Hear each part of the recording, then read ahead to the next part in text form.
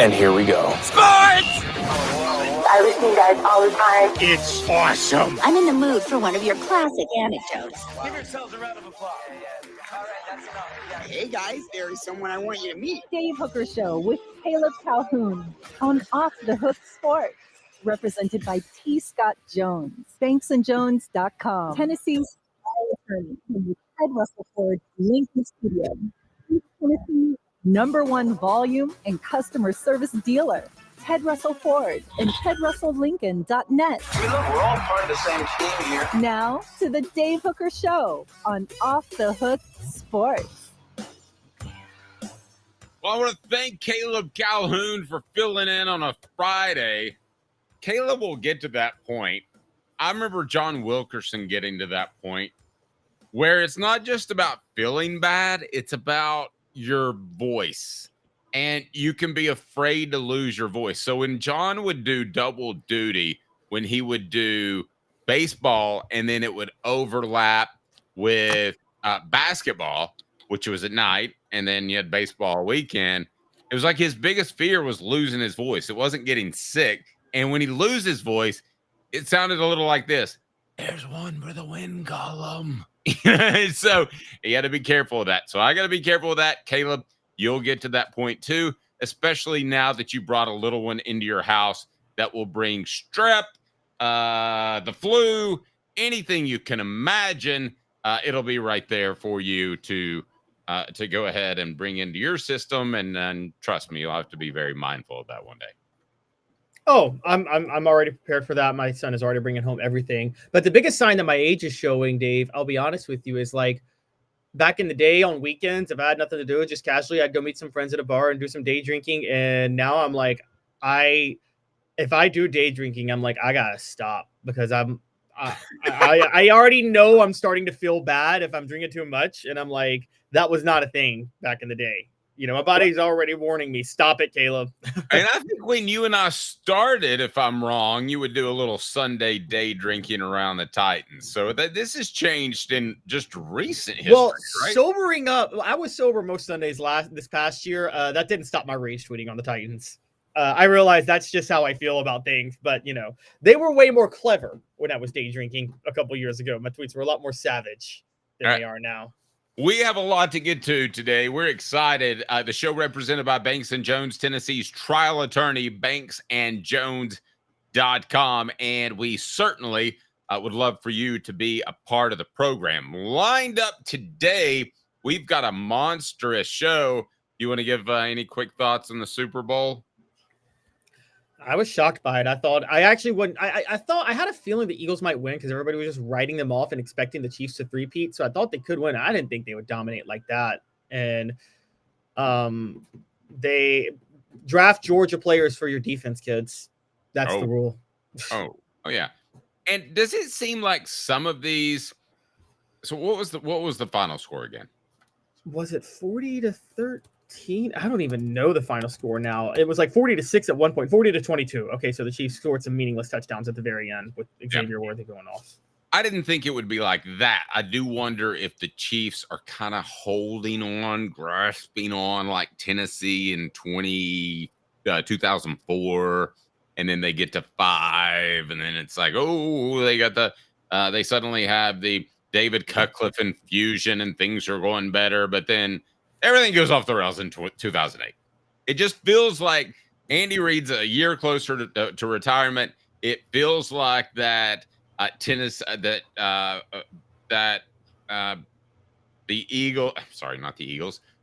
Chiefs also have an aging couple of stars in Kelsey and Patrick Mahomes. So I think there's a little bit of a concern there, but we shall discuss. Let's go ahead and get to the program today. Today, we have got a lot to get to, including, I love this topic. Who is Tennessee football's Jalen Hurts? Basketball Vols, we'll talk about them as well in the 2025 class. And also, the Vols' immediate impact boost with the 2025 class. Men beat Oklahoma. That is obviously huge. And also this day in Tennessee sports history, should the Vols be back at number 1? Could the Vols in the NCAA tournament I'm sorry. Could the SEC have all 4 seeds? Stat of the day: Lady Vols fall to LSU, and we'll have 5 balls to watch, bringing you some recruiting as there was some absolutely monstrous talent in Atlanta over the weekend. So with Caleb Calhoun, I'm Dave Hooker. We get to today's tough question, and it's brought to you by Banks and Jones, Tennessee's trial attorney, banksandjones.com. Today's tough question. Boom. You heard that. Now, take it. The Dave Hooker Show with Caleb Calhoun. Represented by T. Scott Jones, banksandjones.com, Tennessee's trial attorney. From the Ted Russell Ford Lincoln Studio, East Tennessee's #1 volume and customer service dealer, Ted Russell Ford and TedRussellLincoln.net. Now to the Dave Hooker Show on Off the Hook Sports. By the way, double barrel today's tough question. It's a poll question right now. Carrot cake. It's National Carrot Cake Day. Do you like it? Is it good? No. Or do you hate it? Gosh, I love it. I love carrot cake. The thing I don't get is pumpkin pie, and there's some other. I'm not a big sweet guy, but man, carrot cake, you lay that down in front of me. Oh, that's fantastic. But let's get to today's real tough question. And that is, Caleb, you phrase it. You came up with it. So I want to give you proper credit, sir. Who is Tennessee's Jalen Hurts? Now, you're not going to get an exact storyline like Jalen Hurts is, but what I mean is, for those who obviously don't remember. I've got one.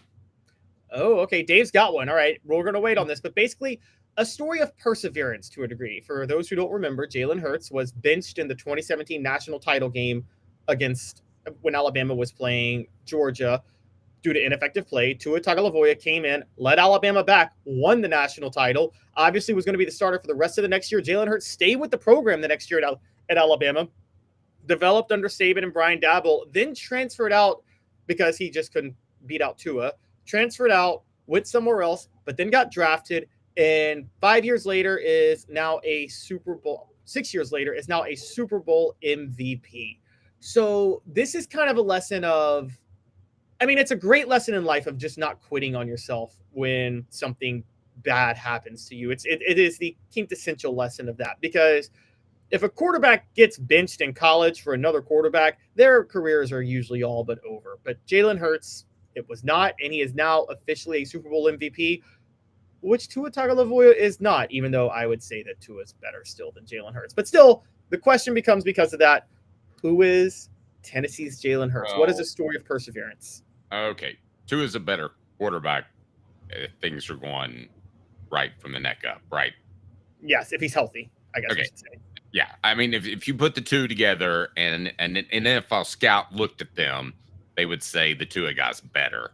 But I need to see his medical history. That would be the concern.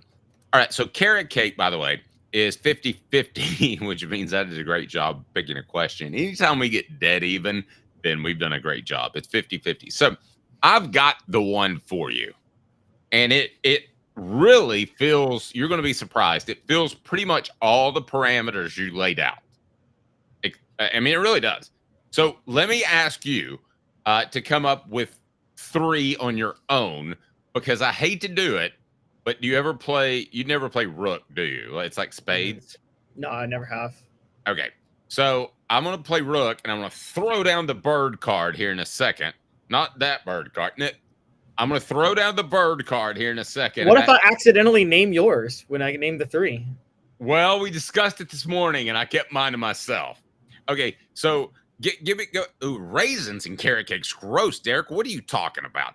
All right, I just lost me completely. All right, so give me your 3. Go ahead and put them on the YouTube page, and then I've got one that's going to completely trump you. And let's discuss them. Or actually, I'll put them on the YouTube page, and you go through your 3. You get 3, I get 1, and I bet you I win hands down. All right, so I got 3. So this best Vol comeback story, best Vol perseverance story. Okay. So I got 3, and one's already mentioned on the message board because Hendon Hooker is on there for me to a degree, because Hendon Hooker was thrown under the bus at Virginia Tech. Exactly what Dylan says. Thrown under the bus at Virginia Tech, hits the portal, goes to Tennessee, loses the starting job to a younger quarterback, despite outplaying that younger quarterback and everybody feeling that Hooker should be the starter, according to a lot of reports to people who saw practice. Okay, now you're playing me a little loose here because I thought you had to have success in the NFL, but I'm going to give you Hooker. Hooker has hung on in the NFL, and if not for that Goff extension. No, I'm just talking perseverance in general, of any kind, a level of perseverance. Okay. So, well, then you have to. I mean, but if you started all that, then you would have to put guys like Billy Ratliff on it. I mean, Billy Ratliff shouldn't have been on the field this senior year. The guy was been through a MASH unit. But anyway, we'll go with bigger names, even though Billy Ratliff would have been. Well, I'm going with Hooker because, like, yes, health is part of it, but this is a guy that lost his starting job twice and became a beloved quarterback at Tennessee. So that's why I went with Hendon Hooker, because of how he lost his starting job.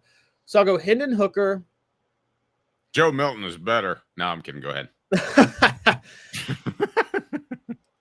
I think I would go. I mean, I'm between like two players on the 98 national title team but I don't know who between the two.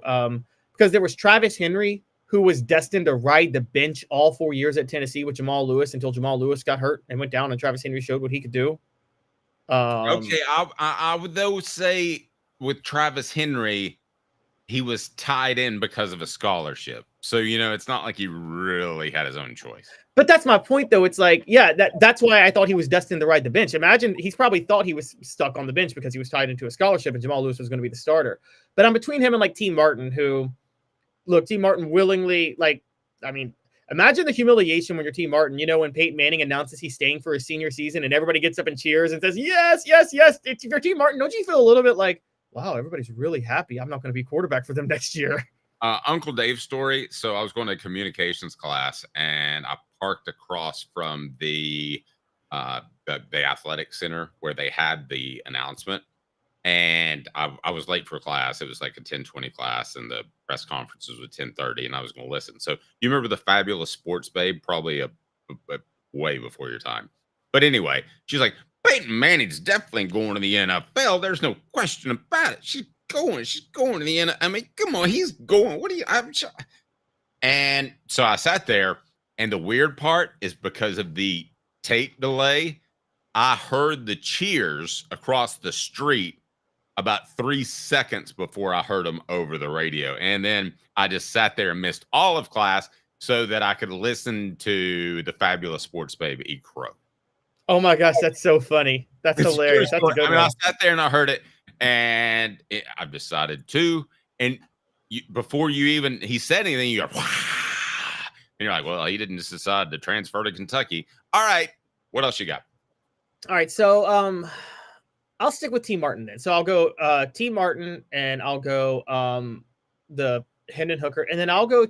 I know I made exceptions for injuries, but because he fell to the 6th round, I'm going to go Trey Smith on this. I think so many people wrote off Trey Smith.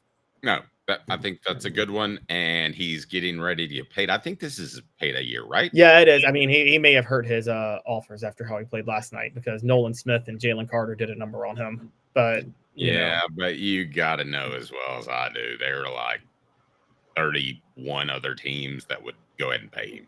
I mean, the Chiefs may not, but somebody's going to pay him. By the way, great saying since we're doing this topic before you say yours. Jalen Hurts got benched in the national title game for ineffective play against Georgia's defense.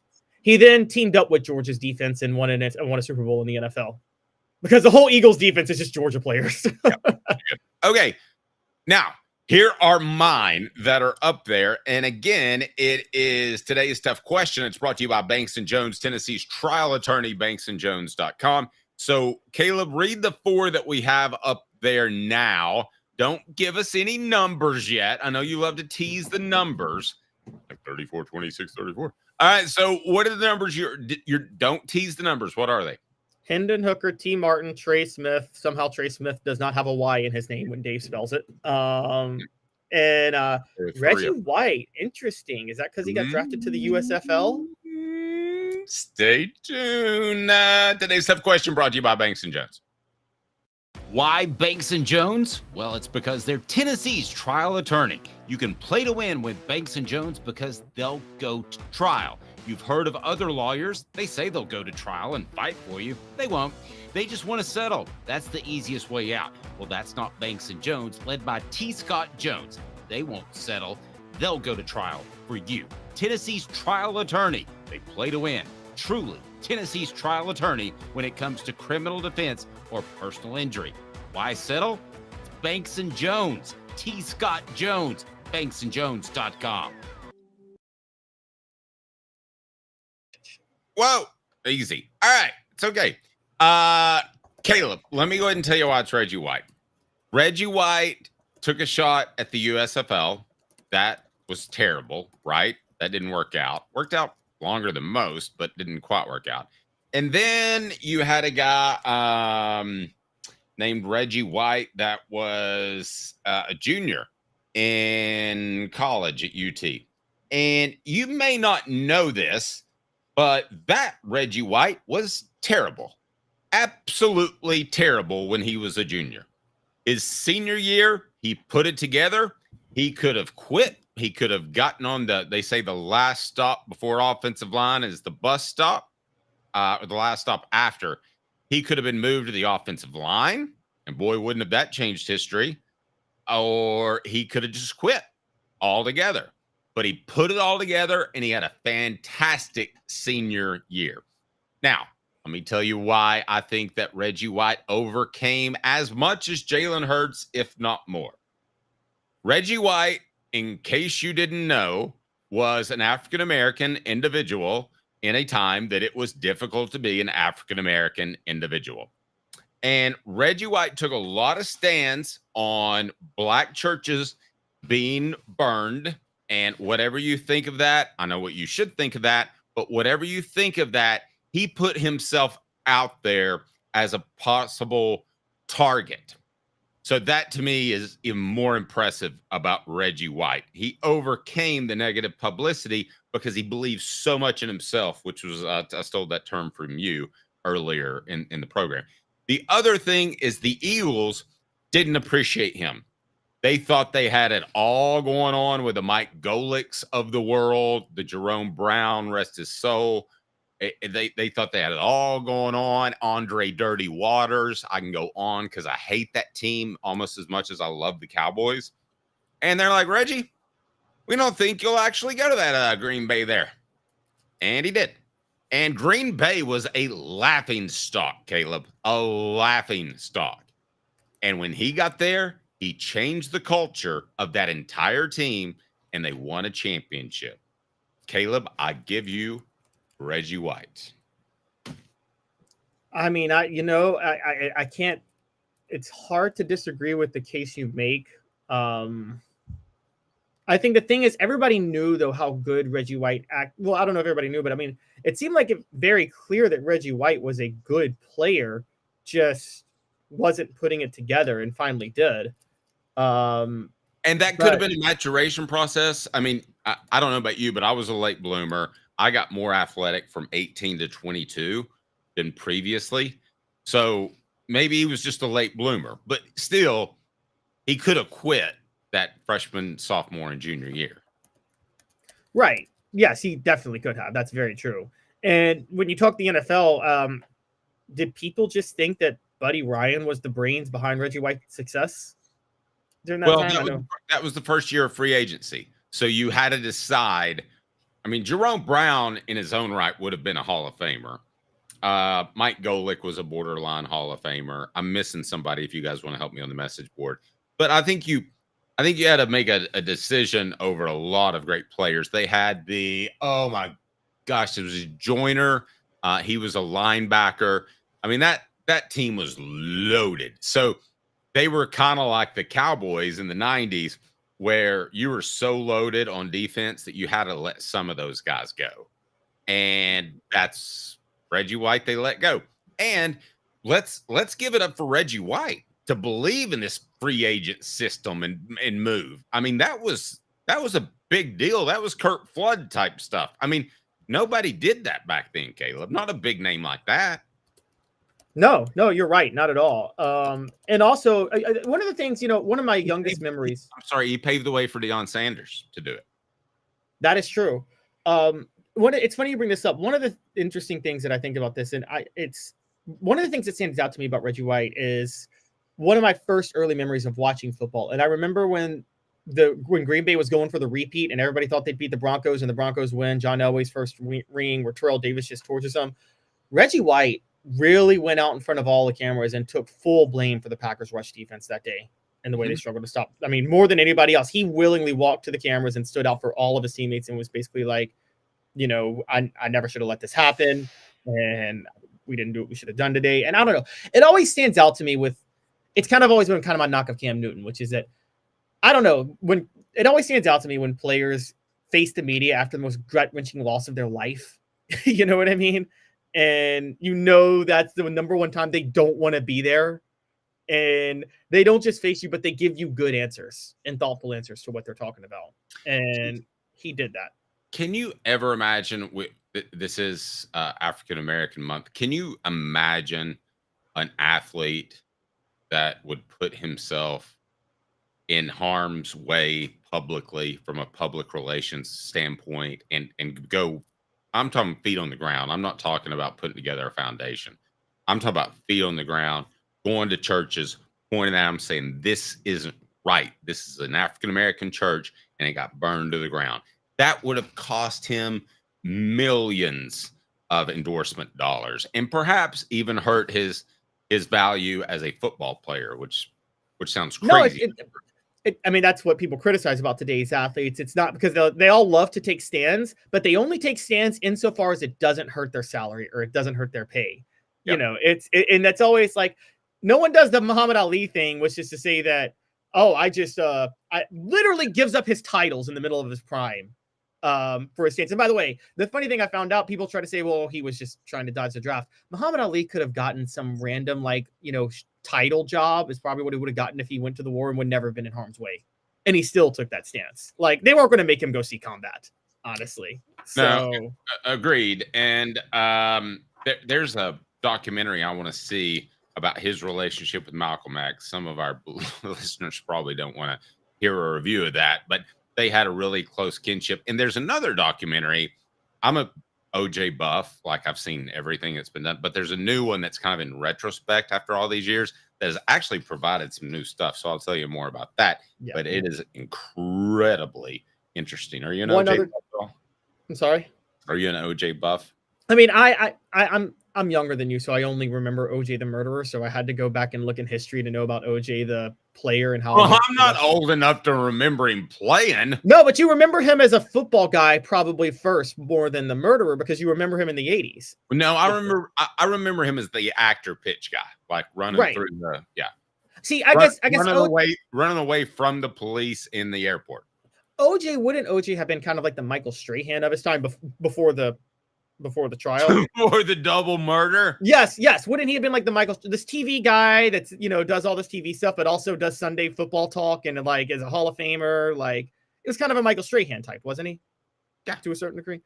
And yeah, by the way, one other Vol Jalen Hurts we got to bring up is, what about Eric Berry? I mean, that dude's career should have been done twice. Okay. You got to drop one of your guys and put him up there. Where are the stand-ins right now?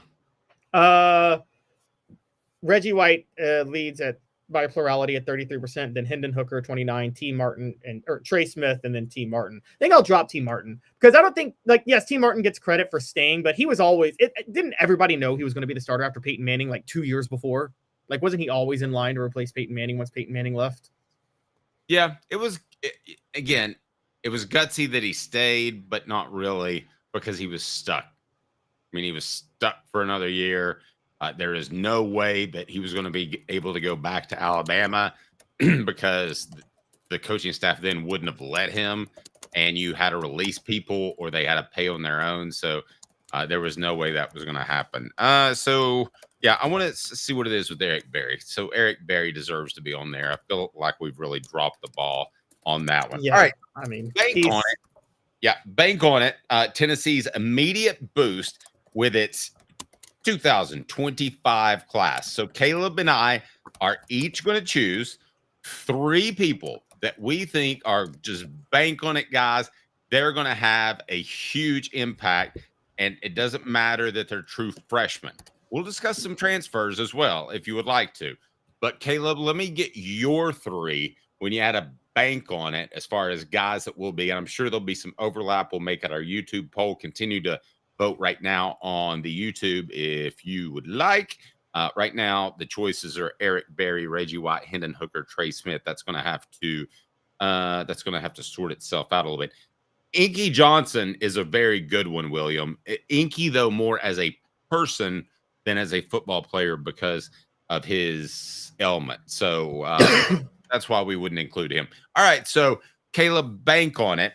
Give me 3 Vols that have a huge impact. It was National Signing Day last week that have a huge impact for Tennessee. And define huge. Is Ethan Davis catching a touchdown early and then being on the side of a milk carton one? Is an Amber Alert out for Mike Matthews, who played well early, but my phone is going off, beep, beep. Where's Mike Matthews for the remainder of the season?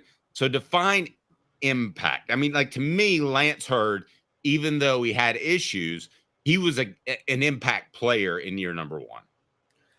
Yes, Lance Hurd was basically a starter who becomes a solid starter, a starter who you don't sit there and say, man, this guy needs to get off the field because his very existence makes this team worse. The way, I'll be fair, I'll call myself out, the way I talked about Andre Carrick in 2023, before he took a step forward in 2024, I was consistently saying, get this guy off the field. He's bad.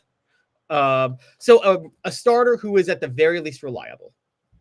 Okay. And this is the 2026 class. So you pick 3, then I'll pick 3. Yep. All right. So I'm going to go, I think the most obvious, and I think I don't even think it's a debate, David Sanders Jr. I think is like the most, by the way, you were on the show Friday, Dave. I don't know if you saw it, but I've heard some reports that David Sanders was the highest paid member of the 2025 recruiting class of anybody. I actually was told that, yes. Yeah. So around 700 G's. Yeah, so Tennessee opened the checkbook for him. And yeah, so David Sanders is going to immediately start it. And there are very few, and you tell me if I'm right on this. Yes, I get you have to learn offensive line and a system. Aren't there sometimes, though, like maybe 2 per recruiting class offensive linemen that you can just plug in and they can start in any system immediately because they're that good? Yeah. I was talking to Philip Fulmer about this the other day, and I think he said the 2 were maybe Bill Duff and Michael Munoz. I think those are the only 2 he said that he knew that were truly ready as freshmen, but we're going to do a piece on him a little bit later. So who else? All right. So that's my 1. Wait, you got no, I got 2 more. I got 2 more. I'm sticking with offensive linemen. I think Sam Pendleton is going to take one of the interior offensive line spots. Wendell Moe is going to provide the depth, but Sam Pendleton, I think, is going to be a starter, the transfer from Notre Dame. Agreed. So those are my 2. Let me address a couple of guys. Star Thomas is going to be part of the rotation unless he shows up and just can't play. So I don't know that counts as a starter. Amari Jefferson is still overcoming the hip. I think that he's going to be fine. Wendell Moe Jr. would be a lesser rated than Pendleton. So those are the transfers, whereas Tennessee had to rely on like 18,000 transfers a couple of years ago. They're relying on 4 now. So now you're going to have to get a little bit tougher. I don't know. You could go transfers if you want, but who else you got? Okay, so this is going to be a little bit tricky, but I think I'm going to land. So I've already gotten 2 linemen. I think I'm going to go crazy, Dave, and I'm going to go Trey Petit, the cornerback out of Wisconsin, the 4-star. Thanks for the drama that you just took my guy. Because, I did? Yes. Gerard McCoy was out. So here are the do you have another one you would like to throw out? Nope, those are my 3. David Sanders, Sam Pendleton, and Trey Petit. Okay. It is is it Petit or Petit? Because I went to high school with a buddy who you talk about a guy who could drink some bourbon. His name was Poteet. I guess he wasn't petite then if he was drinking that bourbon like that. Well, he was early, not the last time I saw him. All right, so David Sanders is got to be on the list. So put David Sanders on the list.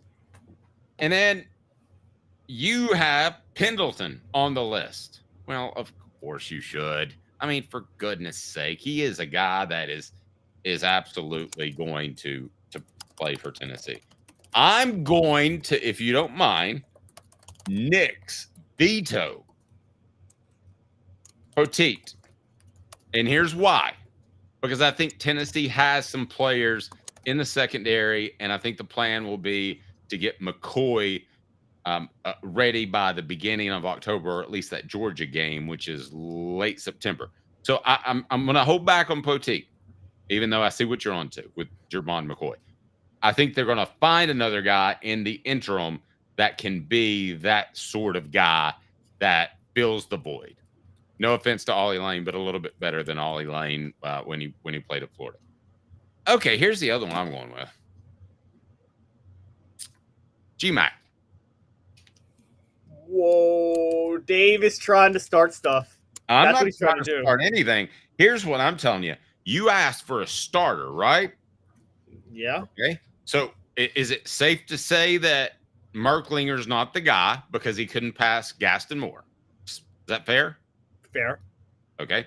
Is it fair to say that Gaston Moore's not the guy because we've all seen him play? Yes. Is it And safe Gaston to Moore say? transferred too, so. What's that? Gaston Moore transferred too. Right. Is it safe to say that with the way that Nico runs the football, he could be knocked out for a game? Is it also reasonable to say that he didn't do anything? He played better the last half of the year. That he didn't do anything that makes me think, if I may steal a quote, that he was created in a lab to run the Josh Heupel system. What if George McIntyre is and was? He's here now. He's on campus. Does he get a look? Now, maybe that's a reach, Caleb, but I didn't see enough out of Nico Iamaleava last year to completely 110% believe that he locks on to the job if somebody else comes and can compete. Okay. Wow. So what you're saying is Nico's Jalen Hurts and Mac is Tua Tagovailoa at Alabama. Yeah, pretty much. Or Nico is Kelly Bryant and Mac is Trevor Lawrence. Yeah, pretty much. That Nico is a placeholder and that it could be Mac. Here's why. So Nico's what we thought Joe Milton was to Nico. Yes. And I think that, and I want to go so far as to say that something that's always rubbed me the wrong way, when George McIntyre is recruiting like crazy, absolutely recruiting like crazy, and Nico was busy playing volleyball, that always rubbed me the wrong way. Just going to be real honest with you. That always troubled me. Let me ask you this. Because one of the reasons Heupel had to start Joe Milton, and you and I have talked about this, Hendon Hooker galvanized the troops. Joe Milton did it a little differently, but the players wanted to play hard for Joe Milton, didn't they? They liked him a lot. Yes. It was probably his saving grace. Yes. I think it might. Do you think there's a chance the players would want to play harder for George McIntyre than Nico because of George McIntyre's leadership and recruiting and the way he seems to just be a team guy? Yes, and the fact that he doesn't have more money than Elon Musk. That is true. That's a very good point. No, you're right. I mean, let's be honest. Ultimately, that is a factor. We talked about it with everybody, how that's – I understand that people look at the quarterback and think maybe you should make 10 times more than me. I make 100,000, you make $1 million. But should you really make 40 times more than me? No, not at all. I go back, this is one of the most, I've always said this is one of the most underrated things about football, which is that when players will step up their game just a little bit for a quarterback they like more, and they may even do it subconsciously. I mean, you cover the 2005 debacle Tennessee. Eric Ainge was the better quarterback, but it seemed like the players played harder for Rick Clausen because they just liked Rick a lot more as a quarterback. Well, yeah, and they also thought that he was a guy who could just put it in good places, maybe not as talented. Now, you and I both know that defenses would have walked up because he didn't have the arm strength. And they kind of did. Yeah, they exactly did. They exactly did. This day in Tennessee sports history coming up, I want to remind you that I got to tell you something you need to know. Ted Russell Ford Lincoln is your home for the finest vehicles in Knoxville, new and used. I'm currently in the buying process, and man, I can be a little picky, but they are taking their time walking me through the process. It's been unbelievable, and I can't wait to go pick my new Bronco, which is going to be this week. Ted Russell Ford Lincoln on Kingston Pike and Parkside Drive. If you want to stop lot after lot, waste your time, you can do that. But just know with Ted Russell Ford Lincoln, you will be so proud with what you drive off of the lot. And they partner with local businesses, or they'll send someone home in their first car. Ted Russell Ford Lincoln loves to be a part of special moments in East Tennessee. Ted Russell Ford Lincoln views it as an honor to serve their friends and neighbors. That's why they're so committed to providing exceptional customer service. That's why they're the exclusive vehicle provider and studio sponsor of Off the Hook Sports. Hey Ted, it's time to save some cash for our New Year's Bash. Savings is my prime directive. Let's see what you got, Nick. Right now, you can save up to $10,000 on new Ford F-150s. Beat that, Ted. Most impressive, but how about 0% for 72 months on Ford Lightning or Ford Mustang Mach-E? Ted Russell Ford has huge savings on whatever you're looking for. This checks out. Come see us today at either Ted Russell Ford location, Parkside Drive, or Kingston Pike, or online at tedrussellford.net. Now in its 45th year, the second and third generations continue Joe Newbert's commitment. His vision of what this business needed to be, we still try to live up to that. Joe Newbert Collision Center. Having been in the jewelry industry for a long time in the Knoxville community, I saw a need for a jeweler, a real jeweler. Our ability to do these designs has really been based on the customers bringing new things in and challenging us as a store. Our goal is not to tell anybody what they want. Our goal is to listen to what they want and then help them get there. Schedule your consultation today to get your special someone the perfect custom gift just in time for the holidays. Hi, Mike Davis here with City Heating and Air, reminding you to always dare to compare. Our team provides quality local heating and air service, installation, and maintenance across East Tennessee. We use only the best equipment like American Standard heating and air conditioning for your residential, new construction, or commercial needs. Honesty, dependability, and customer satisfaction have been the cornerstones of our business since 1961. City Heat and Air. Dare to compare. Double D Piping provides full-service fire protection on any scale. From residential homes to government facilities, we can assist any customer through design, fabrication, installation, inspection, and demonstration of fire suppression systems. With 30 years of service across 5 states and a full staff with over 40 years experience, our quality can't be beaten. Don't get caught watching what you could have prevented. Call Double D Piping.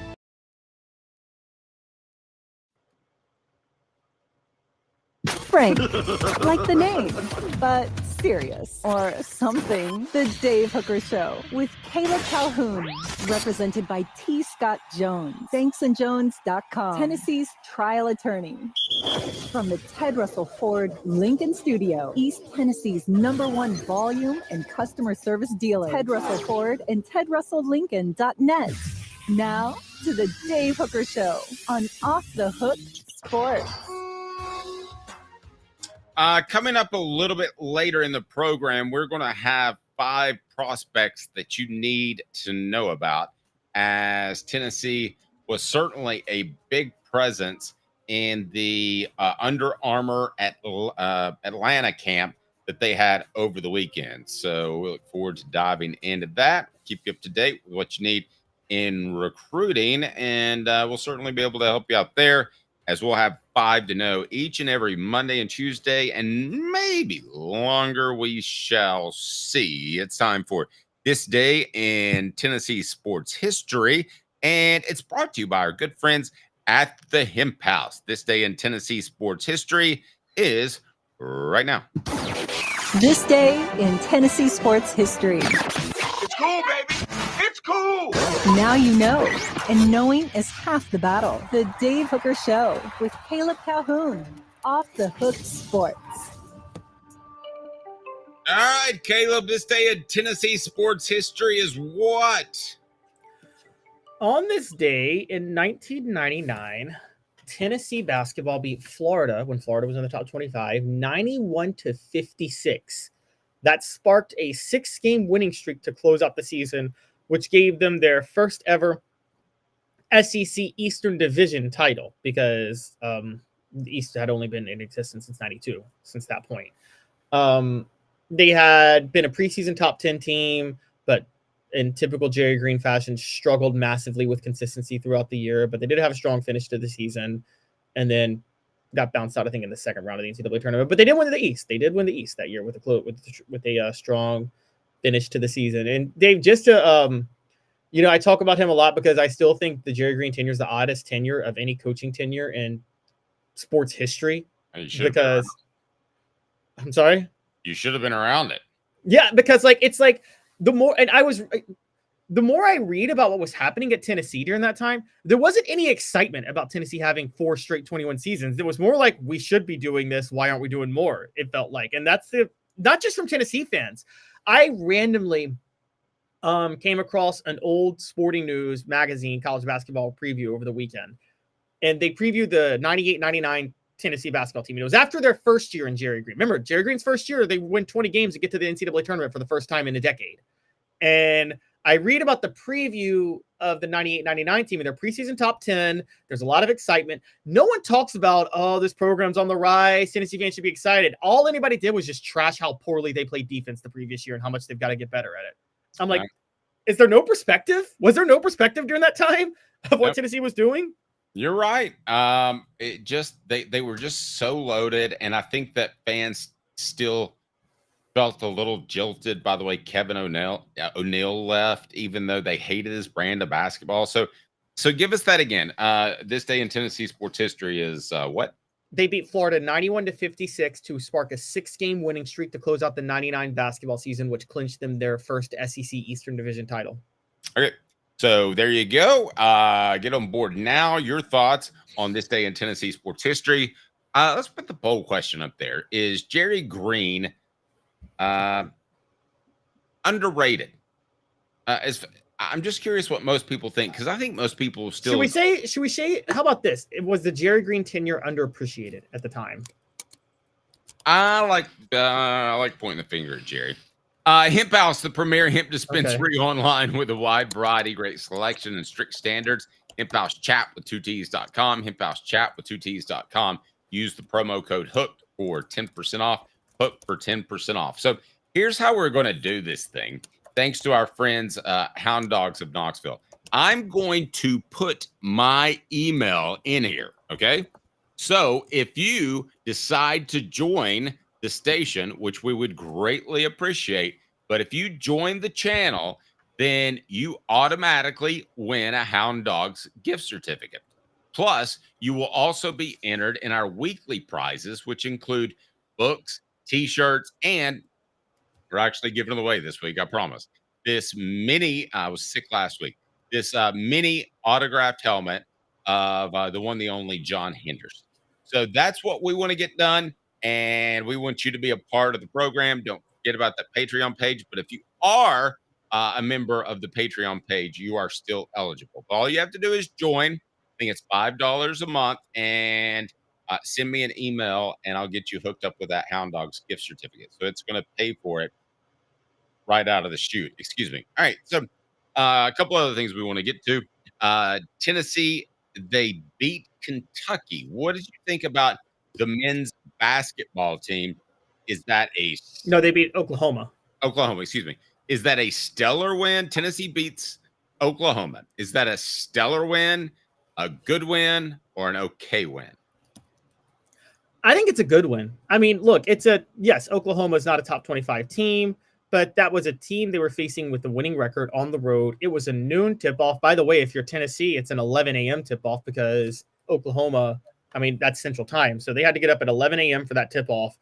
And Dave, you know how these things go. I mean, particularly with college basketball, those noon tip-offs when you're on the road, man, they just lend themselves to ugly offensive performances, don't they? Typically. They do, which is why I'm going to say it's a great win. That because they're ugly, that guys don't want to play at that time, not even at the NBA level. Heck, even high school kids don't want to play at that time. I've done some officiating for high school tournaments that start at noon, and it's like they're rubbing sleep out of their eyes. I mean, that's just human nature, especially when you practice in the afternoon. So I'm going to say it's a great win. And it's brought to you by Commercial Bank. Bank on it. Member FDIC. Life made better.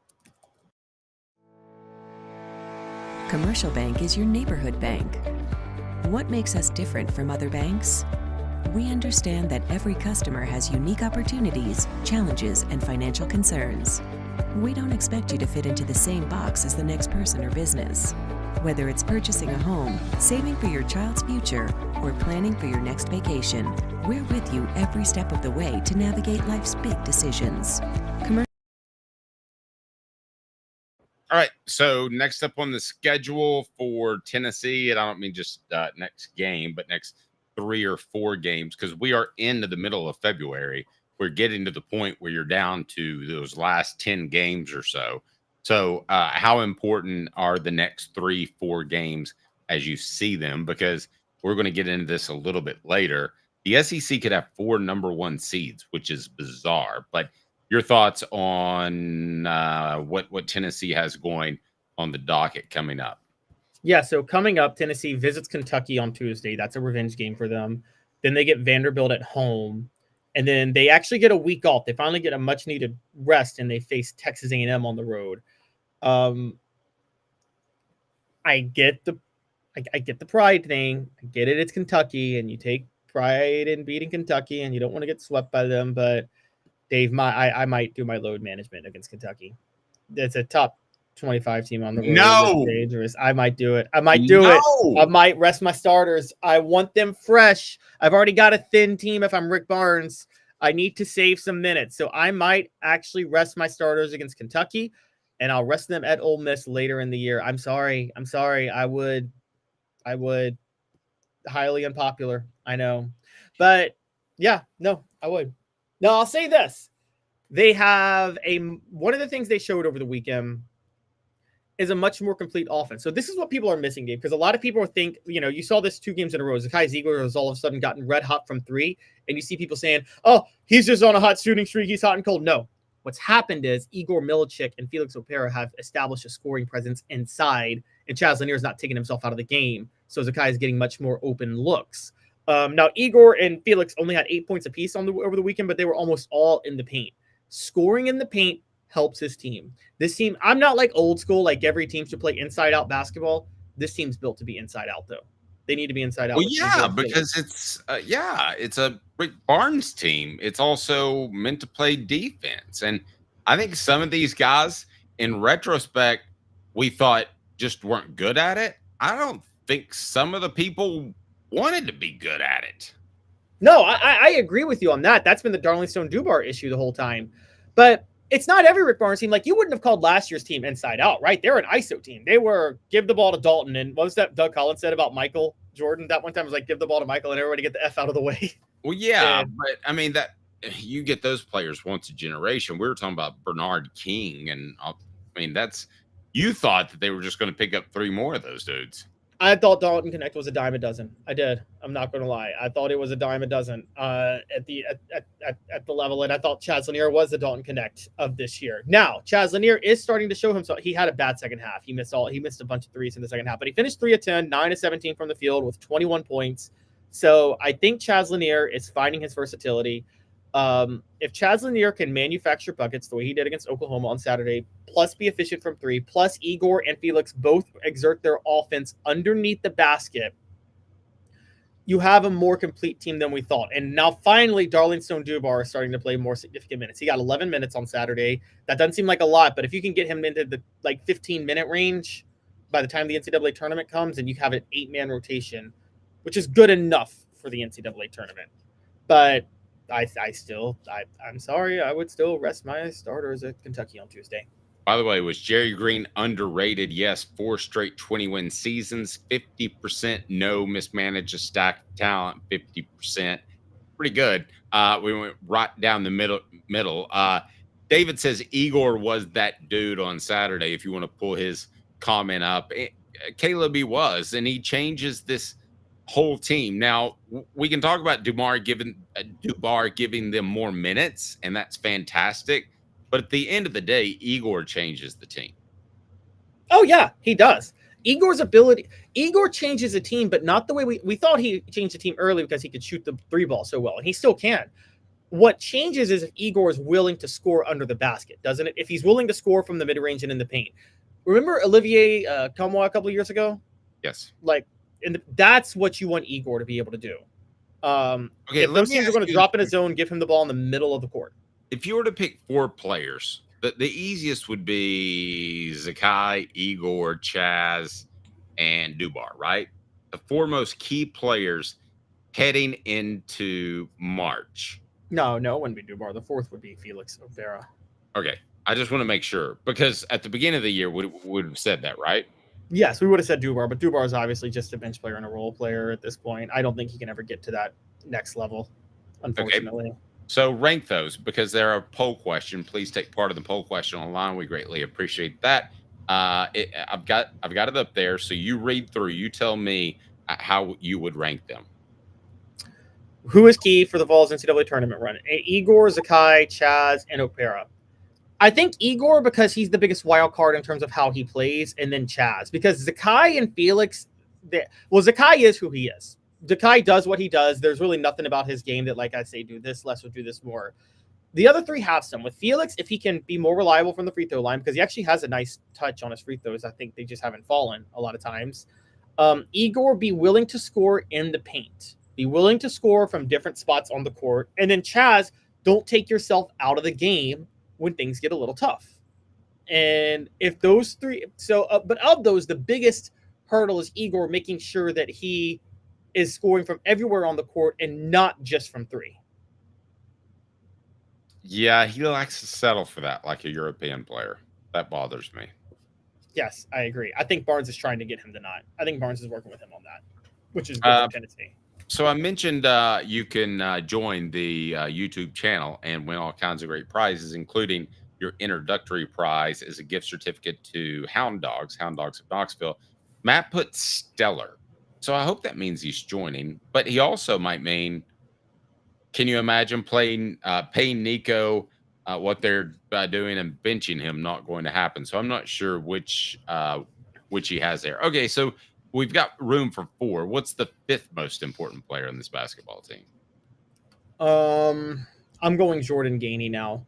I've made the case that I think it may be time to pull Jemai Meshack and start Jordan Gainey. I know Rick Barnes loves defense. But Dave, when your wing commands no attention offensively, it's a problem. It was one thing when, okay, you're going to love this as a Celtics fan, and I'll have it as a Grizzly fan, but so we both had him. But you remember Tony Allen, right? The worst offensive player of all time, but you kind of forgave him because you're like, okay, this dude's shutting down Kobe every time, so it didn't really matter. Right. And didn't he sleep with Scottie Pippen's mom or something? No, you're thinking Delonte West slept with LeBron James's mom. Right. But no, Tony Allen was a lockdown 2-guard, the best lockdown defender at the 2-guard of all time. He got in your head insanely so. And I mean, he was a better lockdown defensive 2-guard than Michael Jordan was as a defender. But he was such a liability offensively. But if you left him open, he was going to hit the shot. Like, you still at least had to guard him. You know what I mean? Like, they didn't have to guard Jemai Meshack half the time. They just let him roam free. And it's like, you can't have that. You can't make a deep run in the NCAA tournament where there's a guy you can just let roam free. That was another, to bring it a little bit to a different level, remember JP Prince at Tennessee? That was his problem. Remember on the wing where you gave JP the ball, no one respected him offensively. No matter how good he was defensively, no one cared if he touched the ball on offense. And You're right. Became costly. Rick Terry Jewelry Design. It is Valentine's Day week. Get down there and tell them that Dave Hooker and Off the Hook Sports sent you. They want to be your jeweler. They have affordable game day jewelry, a Tennessee tradition, rickterryjewelry.com. You still have time to go down there and say, listen, I would like for you to craft this. They make it. It's jewelry design. It's not just a jeweler. They are fantastic. Rick Terry Jewelry Design. They've got the 3D printers so they can take care of you. You will be very, very happy. So give us an update on the poll question, if you don't mind, Caleb.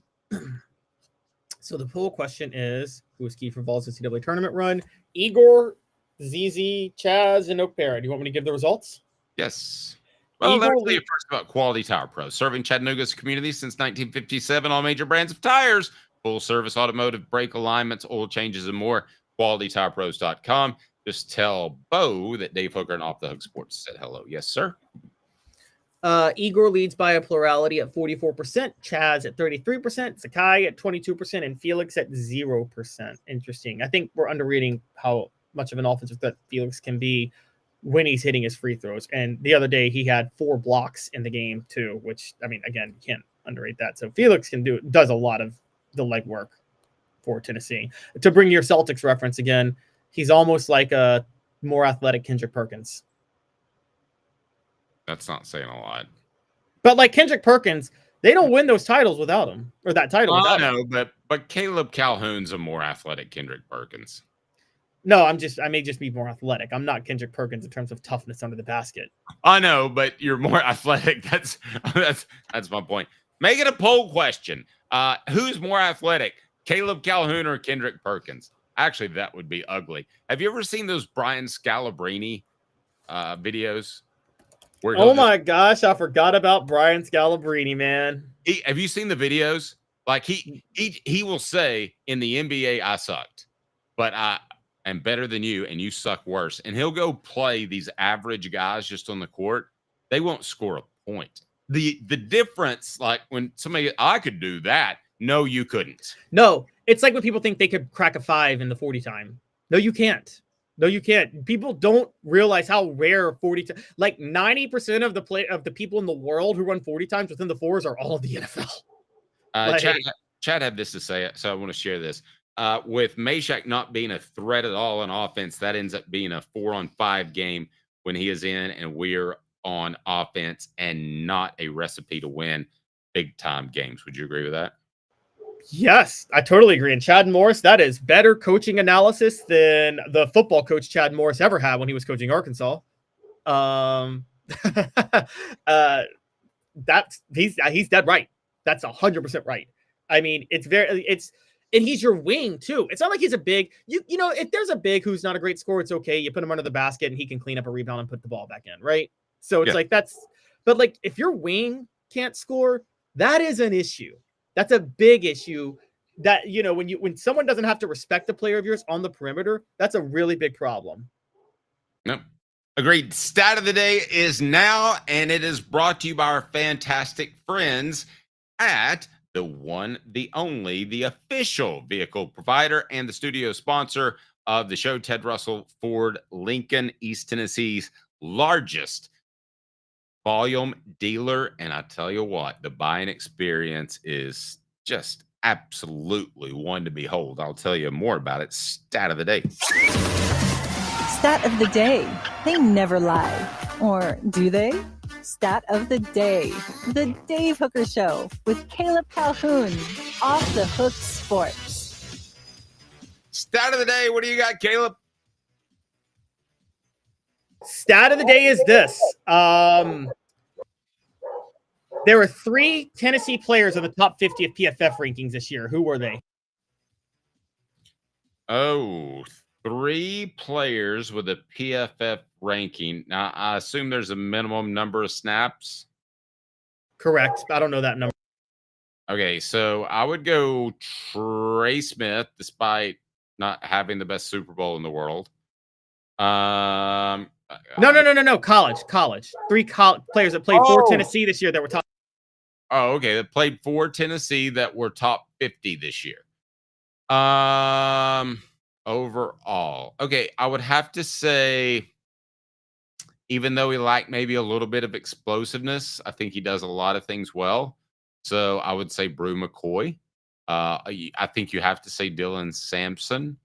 As far as another player, I'm going to go defensive back Jermod McCoy.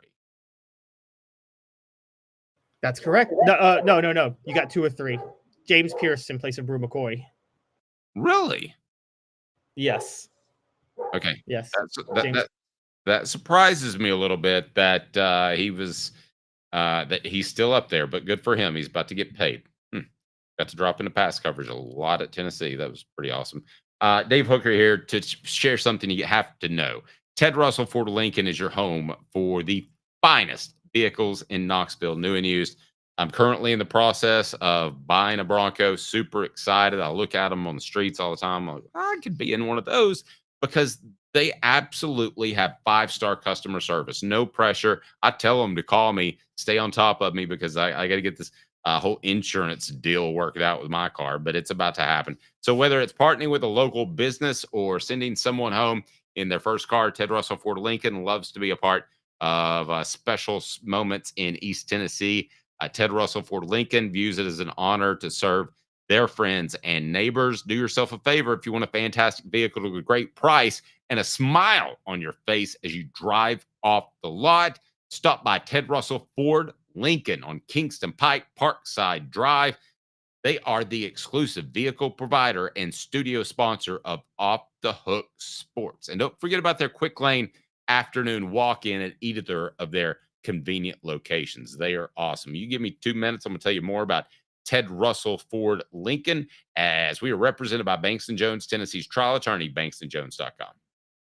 Well, Ted, looks like you're settling right into your new space. Affirmative. Powered by the new Ford Lightning. You know, that would be incredible for camping, tailgating. The options are unlimited. Why don't you take a little power for yourself, buddy? Beep boop beep bop. Get into this new 2024 Ford F-150 Power Boost for only $53,300 or get 0% for 72 months on a Ford F-150 Lightning. Come see us today at either Ted Russell Ford location, Parkside Drive, or Kingston Pike, or online at tedrussellford.net. Sports Treasures in North Knoxville is one of the South's largest sports cards and memorabilia dealers, featuring over 10 million sports cards from vintage to modern. Sports Treasures carries a full line of hobby boxes, singles, autographed memorabilia, Tennessee Vol collectibles, fan cave decorations, and so much more. See a museum full of collectibles at Sports Treasures, 4819 North Broadway in Fountain City, and Sports Treasures on Facebook. Sports Treasures, where the real sports fan goes to shop. Community banking is about location and much more. It's about family. We reside in your community. We are a part of your community. At Commercial Bank, our commitment extends beyond the walls of our branches. It's displayed each day in the opportunities we provide, the money we give back, and the time we commit, all to help improve the lives of the people, families, and businesses that make our communities great. Commercial Bank, life made better. Double D Piping provides full-service fire protection on any scale. From residential homes to government facilities, we can assist any customer through design, fabrication, installation, inspection, and demonstration of fire suppression systems. With 30 years of service across 5 states and a full staff with over 40 years experience, our quality can't be beaten. Don't get caught watching what you could have prevented. Call Double D Piping, the absolute best in fire prevention. With our brand new location on Emory Road, Eye Care Optical is bringing East Tennessee's best eye care to your neighborhood. Doctors Johnston and Combs offer unmatched expertise and care without a trip to Knoxville. Eye Care Optical, now in Powell. Are you ready to get strong? At NFC, we offer top-notch weight training and functional fitness, so you can build strength and improve your performance. Join today at nfc1.com or stop by any one of our 7.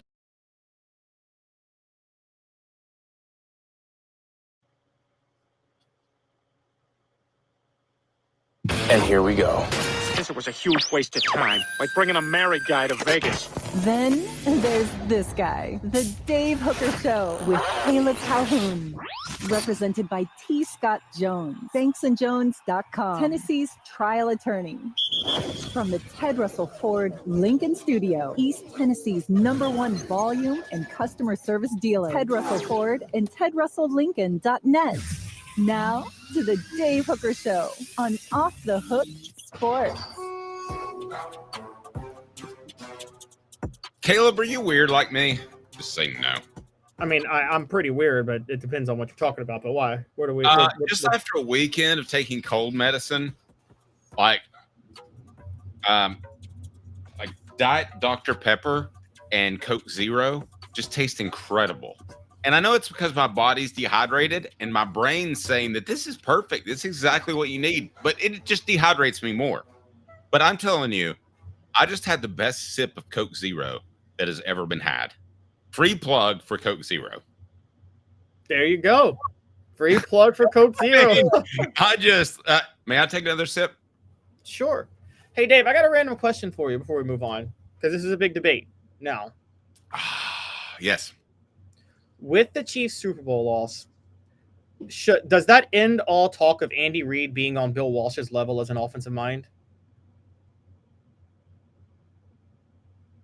So many jokes because of things I know about Bill Walsh that I cannot tell you on the air. Oh, I think you've told me a couple off the air, but like in terms of just an offensive mind, who are you taking? I'm just curious. Did Andy Reid just say, "Hey guys, it's been a tough day at practice. Let's go spend lunch at the strip club"? No, but imagine having to give Andy Reid a lap dance. Imagine having to give Bill Walsh a lap true. dance. I mean, honestly, as an offensive mind, who are you taking? Oh, definitely Bill Walsh. I mean, to me, I'm not knocking Andy Reid, but don't you feel like there are more people doing what he's done during his run of success than there were? I mean, it was like Bill Walsh had the pro style offense for like 8 years. Didn't it feel like before anybody said, "Hey, I'm going to try this"? Yeah, and also, I mean, like Bill Walsh.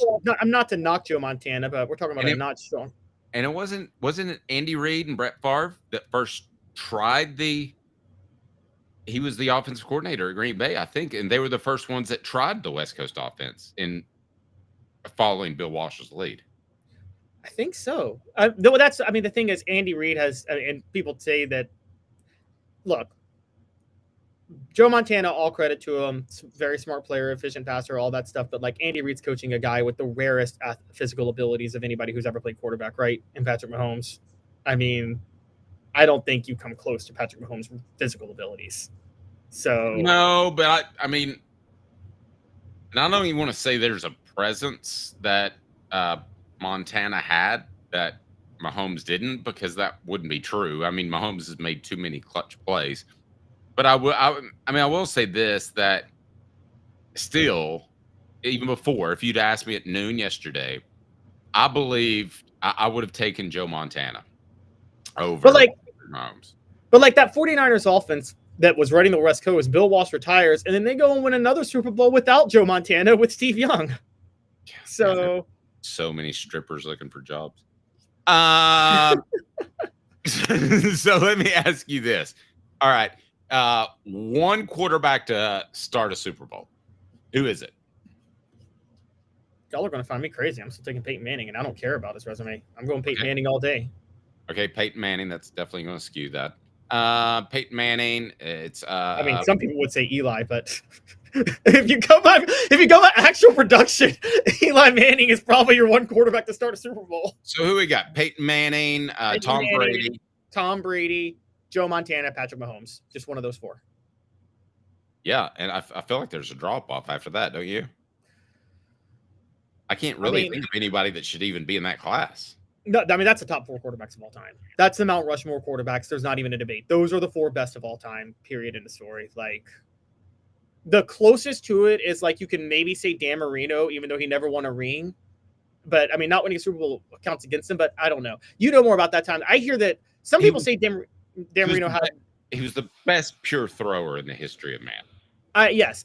I hear Dan Marino sabotage himself too to not get a ring because he actively fought against ever having a running game in a time when they needed a running game. Oh yeah, he thought he needed to wing it. Yeah, and so I think it's more his fault that they didn't win one than anything else. So I can't sit there and say that it's just because he didn't have the lack of talent. It's kind of like, you know, the story. Everybody talks about Russell versus Chamberlain in the NBA. We know now, looking back, Chamberlain did rack up his stats to the detriment of his team. There's been video footage that actually proves that, honestly. So it's he would go straight to the box score, to the scores table after every game to look at his numbers. Nope. I got no argument with that. All right, so we've done this day in Tennessee sports history. We certainly appreciate getting into that. Should the Vols be back at number 1? Caleb, my goodness, you just bring them out of nowhere. Just trying to get a reaction, I guess. What's wrong with Caleb? What the H? Wow, I never worked hard on anything. What a cool life. For real? The Dave Hooker Show with Caleb Calhoun. Represented by T. Scott Jones. BanksandJones.com. Tennessee's trial attorney. From the Ted Russell Ford Lincoln Studio, East Tennessee's #1 volume and customer service dealer. Ted Russell Ford and TedRussellLincoln.net. Now to the Dave Hooker Show on Off the Hook Sports. All right, Tennessee, should they be number 1 again? Brought to you in part by Newbert Collision Center. For nearly 50 years, Newbert Collision Center has been East Tennessee's best choice for quality repair work and fantastic customer service. Go to joenewbertcollision.com. Caleb, should Tennessee be number 1? The AP ranking will come out today, so hopefully people are watching this before it's dated. But you tell me, should they be number 1 again? So luckily this won't be too dated because the point I'm going to say up front is they won't be number 1 and the AP won't have them number 1. But so I'll just say it though.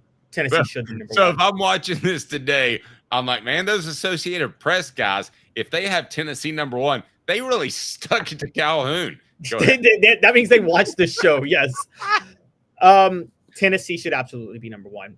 So Auburn now I get it. Tennessee's 20-4, Auburn's 21-2. Auburn just lost at home to Florida a week after Tennessee beat Florida by 20. On top of that, Florida beat Auburn at Auburn. They were number 6, so that Florida win looks like a much more quality win for Tennessee. Meanwhile, Duke lost to Clemson on the road. That's their first ACC loss. I think we can agree this is not your father's ACC. Okay, the SEC is this year's ACC in basketball, honestly. And so Tennessee will move. They should move ahead of Duke and Auburn. It's going to come down to Tennessee and Alabama. And Alabama was number 3 going into last week. Tennessee was number 4. Here's my issue with Alabama, and I'm serious on this. They haven't come close to playing Tennessee's schedule yet. They got, yes, you could say they beat Kentucky when Tennessee lost to Kentucky. I'll concede that. Alabama still hasn't played Auburn, and they still haven't played Florida. Tennessee has had to play Florida twice and had to play Auburn on the road. And they lost to Auburn by missing a last-second 3 on the road. On top of that, when Alabama played Vanderbilt, they played Vanderbilt at home, and how many times, and Dave and I, you and I both, we insist every time, there is no bigger difference on the margins in a game than Vanderbilt at home versus Vanderbilt on the road, right? Correct. I mean, so when you take those things into account, how brutal Tennessee's SEC schedule has been to this point, Tennessee has yet to play, just so you guys know this real quick, in basketball, Tennessee has yet to play an unranked team at home in the SEC. That's insane. Every team they played at home has been ranked. And every team they played on the road has either been ranked or had a winning record. Okay, they haven't gotten to play LSU or South Carolina yet, which are the 2 bottom teams in the SEC. They have been just in a brutal dogfight from the start. I think it's clear cut when you look at Tennessee's resume versus Alabama's resume. Tennessee should be number 1.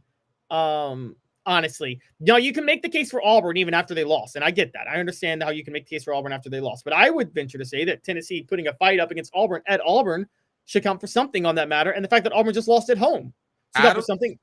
Adam says, I can't believe people think Auburn is better than Tennessee. They beat us barely, but even when we were undefeated, they said Auburn was better. Now, okay, let's play both sides of this.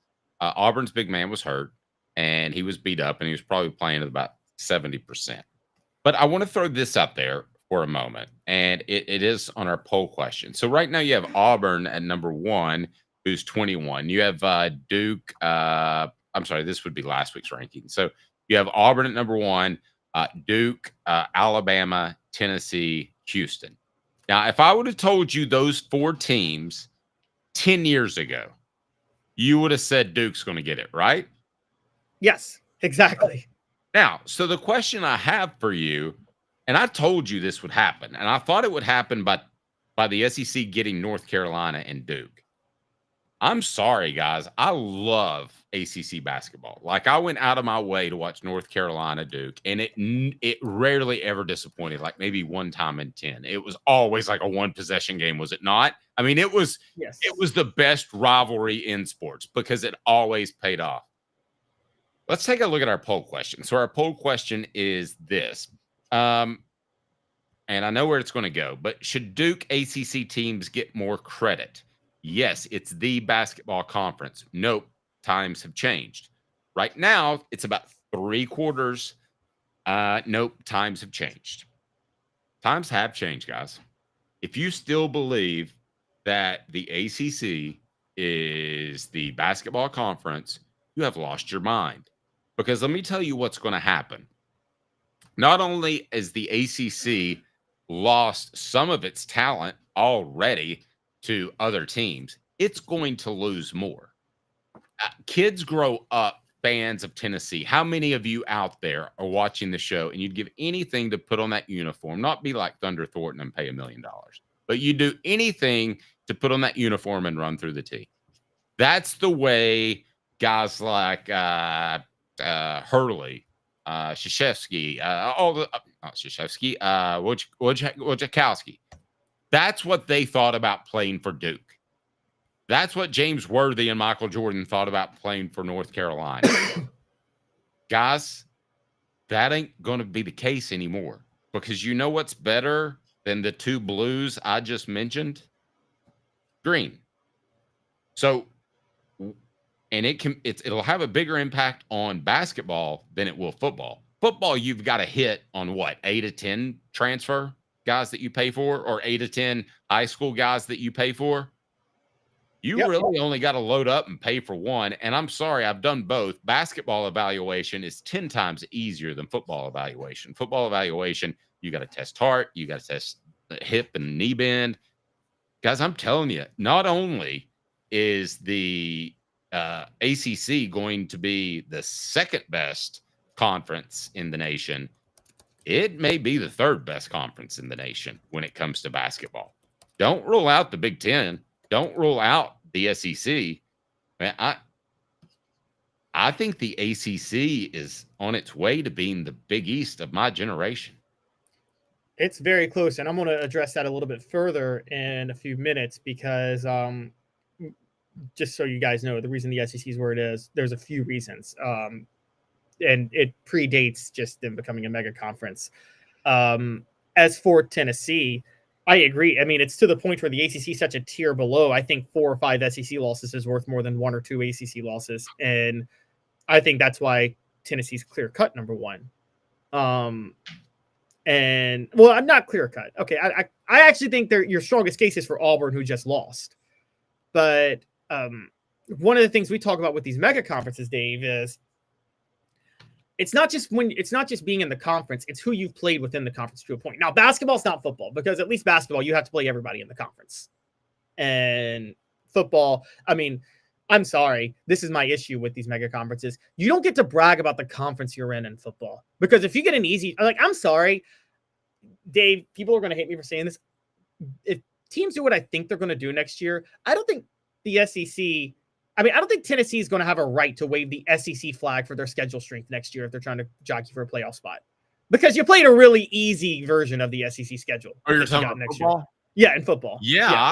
I mean, I thought it helped teams like Tennessee and other teams because they played such a weak schedule. And now the committee members change every year, every 2 years.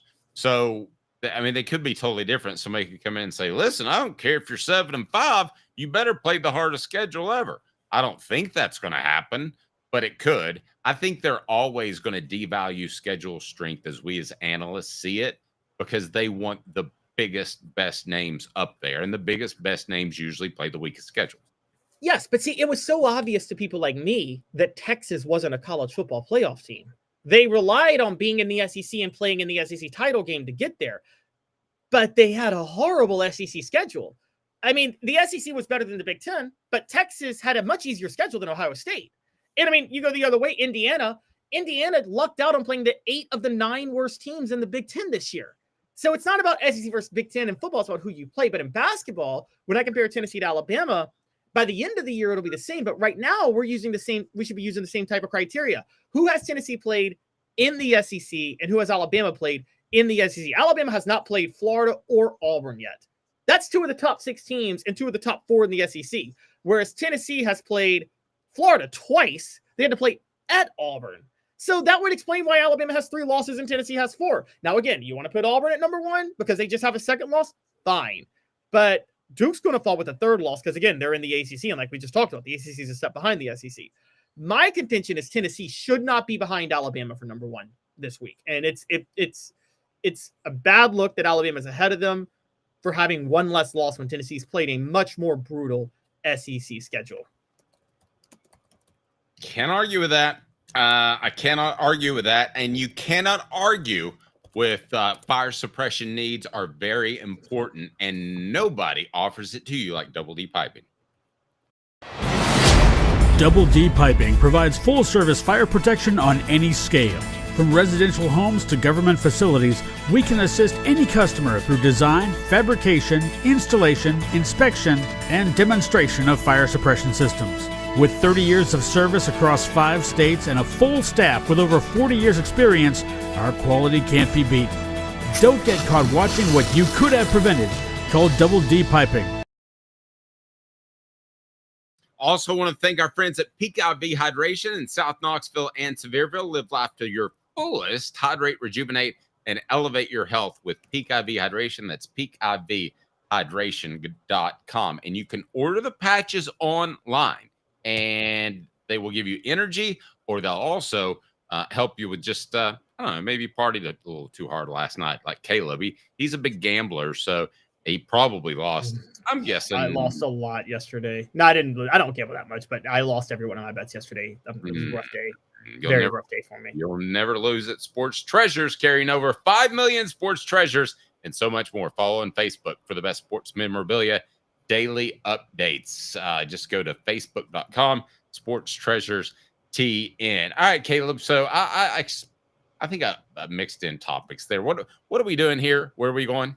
We're sticking on basketball because SEC basketball, the SEC could have all 4 number 1 seeds this year in basketball. Okay. Well, let me just go ahead and give that a rejoin. And here we go. This was a huge waste of time, like bringing a married guy to Vegas. Then there's this guy, the Dave Hooker Show with Caleb Calhoun. Represented by T. Scott Jones, banksandjones.com, Tennessee's trial attorney. From the Ted Russell Ford Lincoln Studio, East Tennessee's #1 volume and customer service dealer, Ted Russell Ford and TedRussellLincoln.net. Now to the Dave Hooker Show on Off the Hook Sports. Okay, how are you? If I'm making you the commissioner of basketball, how are you going to do this? Are you going to go by strength of schedule? Are you going to go by conference affiliation? Are you, and this is not crazy, okay? Are you going to go a little bit by star power? I think there were some times where some ACC teams made it a little bit higher because they had guys like Leitner. And I'm not knocking them, but Ralph Sampson, I mean, they had a pretty good road. Probably better than they should have. I'm going way back.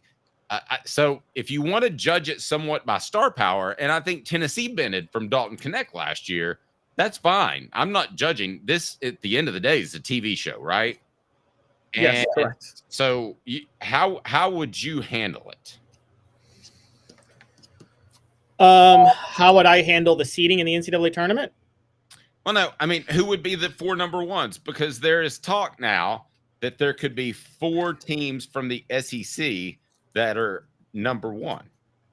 I think after this past week, it's pretty clear that if the NCAA tournament were to end today, you would have to have all 4 SEC teams as number 1 seeds: Auburn, Alabama, Tennessee, and Florida. They would have to be the 4 number 1 seeds. I really don't even think it's a question. Okay. It's a little questionable. collegerpi.com or teamrankings.com, and then you go to the RPI. Auburn is number 1 at 21-2. Alabama 20-3. Tennessee, by the way, they need that guy to get. Tennessee needs that. His name escapes me all of a sudden. That Alabama coach. Nate Oates. Yeah, they need him to get hired away by somebody like tomorrow. I mean, he is a really good coach, and he's kind of got that slick recruiter, not like a Calipari or a Patino, but he also knows X's and O's. It's kind of like a Pearl, even though they don't look the same. Well, that's where he's almost like a Patino, because Patino knows X's and O's. Oh yeah, he definitely does. I didn't mean to dismiss his knowledge. Purdue comes at number 4. Memphis comes in at number 5. Florida at number 6. So using that rationale, I would go Auburn, Alabama, Tennessee, and Purdue. Now, you also have to keep this in mind. They don't want 4 teams from the Southeast because they're expecting their fans to travel on 4 days' notice, and that's going to be really difficult if Florida were to play in Spokane, Washington. So I don't think this is a good idea, nor do I think it will happen. I think you have Purdue and Memphis that are rated higher than Florida. Now, if you want to go after that, it's Texas A&M, Duke, Michigan, St. John's rounds out the top 10. But here's another factor, too, is that you are going to have a mixture, I believe, of 2 teams from one conference and 2 others from another, just from the sense of fairness, because you are just admitting that that college football has been taken over. College basketball has been taken over by NIL and the transfer portal. Basically what you're saying, right? Yes. But you see, Dave, there's another layer to this because they don't do the RPI anymore for their default rankings as much. Now that's relevant, but then there's the net. I'm sorry. Oh, I know. I like to use it as a good baseline. So, but then there's the net rankings. Now the net rankings, you have Auburn number 1, Duke number 2, and Houston number 3, but Tennessee, Florida, and Alabama 4 through 6. But Dave, let's not forget what's about to happen here. Tennessee still has to play Alabama. Auburn and Alabama still have to play each other twice. Florida and Alabama still have to play each other. Do you realize that? And then Texas A&M's down there, and I think Tennessee still has to play Texas A&M. Do you realize how much of a gap is about to come in the schedule strength of those 4 SEC schools versus the rest of college basketball? And just 2 or 3 of those wins is going to propel them all to the top 4 of the net rankings if the season goes as it's projected. And when you take that into account, I get your point. And I guess if you're Florida or one of these teams, like, would you rather be the number 2 seed playing close You'd rather to home? be at the 2 in Orlando. I don't know if it's in Orlando, but you'd rather be the 2 in Orlando than be the number 1 in Spokane. Yes, I think you're probably right. You probably would. I agree.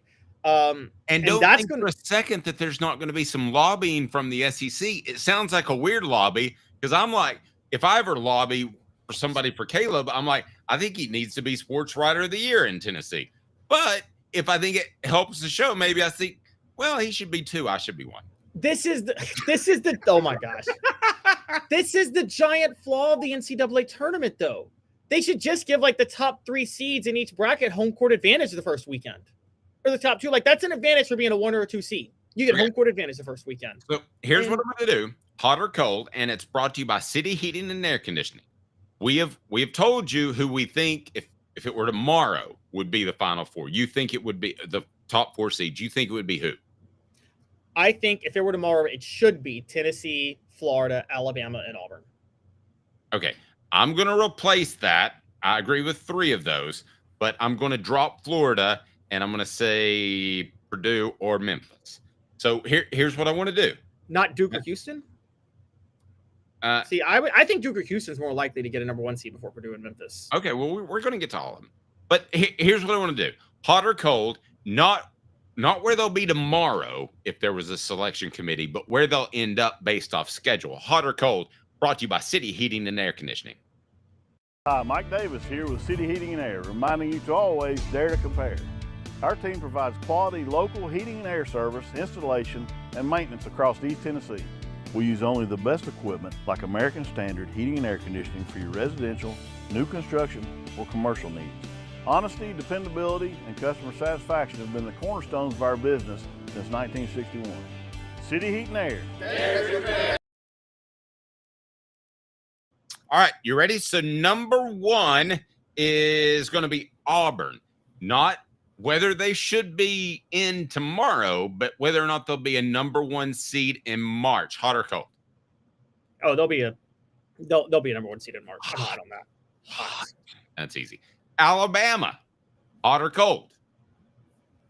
Cold. Alabama's got 2 more losses on their schedule, and even though that should still get them a number one seed, the NCAA tournament selection committee is not going to give it to them. Yep, and I don't think they like Nate Oates a lot either. Because you're right. There's going to be some politicking that keeps Alabama out of it. Yeah, I don't think they like the way he handled, I don't know, the whole shooting thing.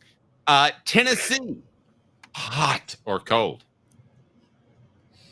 Okay, Tennessee has left on their schedule. They still have to play at Kentucky, at Alabama at home, and at Ole Miss and at Texas A&M. I'm going to go hot. I'm going to go hot because even if they split, I think they're beating Alabama at home. That's a huge win. And if they just get one win between Ole Miss, Kentucky, and Texas A&M on the road and lose the other 2, that'll be the best 6-loss team in college basketball history in terms of a resume. I'm going to go cold because I think the NCAA committee, and I've been around when Tennessee's gotten a 2 and they should have gotten a 1. I was around the Jay Green days when they should have gotten a 2 and they got a 4. I think they look at Tennessee and they're like the little redheaded stepchild, and both my parents are remarried and I have red hair, so I can say that. But I think that they look at Tennessee and they're like, oh, they'll be happy with whatever. Just give them a bag of coal for Christmas. They'll be okay. Purdue. Cold. They're not going to be a 1 seed. On hot. Hot. All right.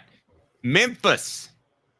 No, Memphis has a big gap between their RPI and their nut. They're like 5 in the RPI, but 45 in the nut. So Memphis will be lucky to be a top 8 seed, honestly, given what the selection committee does now. So they're sure as hell not going to be a 1 seed. Okay, I go cold. Florida. All right. Well, I am cold on Florida because I already talked about Auburn and Tennessee, and I think only 2 SEC teams will get 1 seeds, even though 4 should. So I'm going to be cold on Florida because I think Florida still has to face Alabama, and they have to visit Alabama. So, you know what? No, I'm retracting. Florida, I'm hot on. They visit Mississippi State, but and Alabama, but they host Texas A&M and Ole Miss. They split those 4. They're 1 seed. I'm hot on Florida. Fair enough. UPS Store Hardin Valley, helping individuals and small businesses, wide range of products and services, locally owned and operated. The link is right down below, and you will not be happier than the supplies you get just to help your business. They're absolutely phenomenal. You will love them. Again, that's our fantastic friends at the UPS Store Hardin Valley. Again, helping individuals and small businesses, wide range of products and services, locally owned and operated. So coming up on the program, we're going to what? We still got to go through this. What about Duke, Houston? Well, I've only got 3 1 seeds. Oh, okay. Duke. I'm hot, and they don't deserve to be. Hot, and I think they deserve to be either. Houston. Cold. They'll be a 2 seed. I want to bring this up because you talked about the SEC, ACC before we get off this topic just real quick, too, because it's an interesting story. But the reason the SEC is where it is in basketball right now is kind of an intriguing story because I don't know if you guys know this, but going back to 2013, the SEC only had 3 tournament teams, and they were a bad conference in college basketball. They were a horrible conference, honestly. And Dave, I don't know if you know what happened that year, but the SEC network launched a year later. On top of that, then Commissioner Mike Slive, he hired 3 scheduling consultants from like the Big East, ACC, and people to help the SEC schedule. Because, back during this time, you could try to schedule hard, but teams didn't have to play you. And they didn't want to play SEC teams, so they couldn't get good scheduling. And Slive used the SEC network and the allure of the ESPN deal with these scheduling consultants to get these guys the top schedules. On top of that, what I think happened is, and I've said this before, I think the SEC, and this helps them versus the ACC, funny enough, which has more blue bloods. The SEC has not been as particular about the coaches they've hired as they are in football. They have been more willing to hire. Like, would Tennessee football ever hire a Rick Barnes in football? A guy who was 60 and just got fired from his previous job? Well, he was a really special situation. But I would have to say no. They would not. They would want to. Well, if you had Philip Fulmer as the head coach, yes, he would hire him. But and that's no offense to Philip, but if you had Danny White, he would not. I just totally sidestepped the question, Caleb. I'm sorry. No, it's fine. I don't think Tennessee fans would ever be happy with Rick Barnes. Oh, yeah, no, Tennessee fans, they'd be, we got a retread. He couldn't get it done at the other UT. Yes. Yeah, exactly. They would not be happy about that hire at all. But in basketball, they were totally fine with it. And that's the difference in basketball. Many schools have, you don't want to say settled, but basically they're not turning down the 9 for the 10 at school. Do you know what I mean? They're not turning down the pretty good looking girl because they think they can get the head cheerleader. And I think that's worked out well for the SEC because of that, honestly, in basketball. Nope. I would agree with that. No argument there. Coming up, we have got a complete breakdown of 4 prospects that you need to know about. Some are coming in town. Some were the Atlanta event over the weekend at that camp. Some balled out. But basically, what you do at the camp now is you say where you're going and when you're visiting. So that's what we'll get to here momentarily. The show represented by Banks & Jones, Tennessee's trial attorney, banksandjones.com. Also coming up on the program, Lady Vols fall to LSU. And again, we'll have the 4 Vols to watch right after this. The show represented by Banks & Jones, Tennessee's trial attorney, banksandjones.com, as we broadcast live from the Ted Russell Ford Lincoln studio. Why Banks & Jones? Well, it's because they're Tennessee's trial attorney. You can play to win with Banks & Jones because they'll go to trial. You've heard of other lawyers. They say they'll go to trial and fight for you. They won't. They just want to settle. That's the easiest way out. Well, that's not Banks & Jones, led by T. Scott Jones. They won't settle. They'll go to trial for you. Tennessee's trial attorney. They play to win. Truly, Tennessee's trial attorney when it comes to criminal defense or personal injury. Why settle? It's Banks & Jones. T. Scott Jones. banksandjones.com. Dave Hooker here for Dynasty Pools and Spas. Your home for the best spas and everything you need to jump right in. Relaxing? Therapeutic? Absolutely. But what sets Dynasty Pools and Spas apart from others is that you get everything with any spa purchase. You get the cover lift, the steps, delivery, and chemicals. When Dynasty Pools and Spas delivers your spa from their Athens location within 125 miles, you'll get your own personal hydrotherapy spa. Mention me, Dave Hooker, or Off the Hook Sports, and get $500 off your top quality new spa. Dynasty Pools and Spas, just off the Athens exit. Drop in and receive a free gift from Off the Hook Sports, Dynasty Pools and Spas. Mention Off the Hook Sports for a drop-in prize and that $500 discount, Dynasty Pools and Spas. To check out some of the Dynasty Spa models and to buy spa chemicals, go to dynastypoolsandspas.com. Dynasty Pools and Spas. Now in its 45th year, the second and third generations continue Joe Newbert's commitment. His vision of what this business needed to be, we still try to live up to that. Joe Newbert Collision Center. With our brand new location on Emory Road, Eye Care Optical is bringing East Tennessee's best eye care to your neighborhood. Doctors Johnston and Combs offer unmatched expertise and care without a trip to Knoxville. Eye Care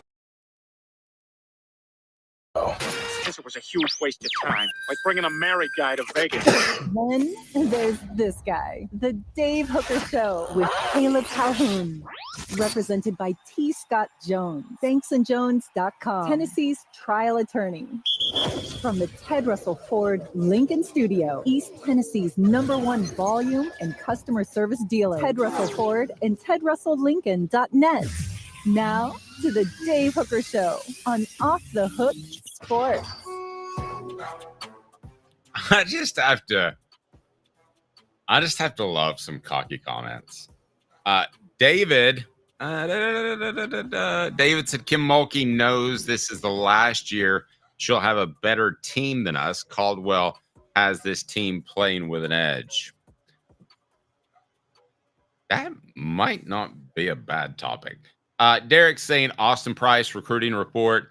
He needs to coin that shaking my head when he gets excited about something, it gets worse. I think Austin does a great job at recruiting. Are you telling me he gets overexcited about something and it gets worse? Oh, man, I thought Austin does a great job. I don't get excited about it either. I've covered too many of these guys to know that I don't know if they're going to be good. And Caleb doesn't know if they're going to be good. Austin doesn't know if they're going to be good. And we'll just find out if they're good. So I don't get too excited about that. No, But I mean, the only times I'm like sure is like, again, it's when a guy's ranked as high as David Sanders Jr. because and it's not like I scouted well. It's just I haven't seen somebody ranked that high at a non-quarterback position ever really flame out, honestly, across all services. Okay, so is this getting too far ahead of myself? Because I would like to start a poll, and that would be Kim Caldwell will make the Final Four in what year? Oh, I'm going 2026. 2020. Okay, so the options are 2025, 2026, and I think it's worth noting that she has a bevy of talented players come in. Well, she's got 3 of the top 10 McDonald's All-Americans. Is that right? Yep. Okay, and then just for the sake of argument, I'm going to say never. Well, wait, go 2027 in there and then say never. Give them 4 options. That's what I did. Oh, okay. All right. By the way, there's a debate going on about Austin Price. He does a great job. What's the deal? He does get excited about it, guys. I think I'm just going to say this: recruiting services want everybody to come because there are 3 things that drive recruiting services so that you have more of a membership. We just give away prizes like this John Henderson mini autographed helmet. All you have to be is a member of the channel and email me, and I will get you a fantastic prize from, actually, it's a gift certificate. I will get you a gift certificate for Hound Dogs of Knoxville off thehooksports.com. All right. So,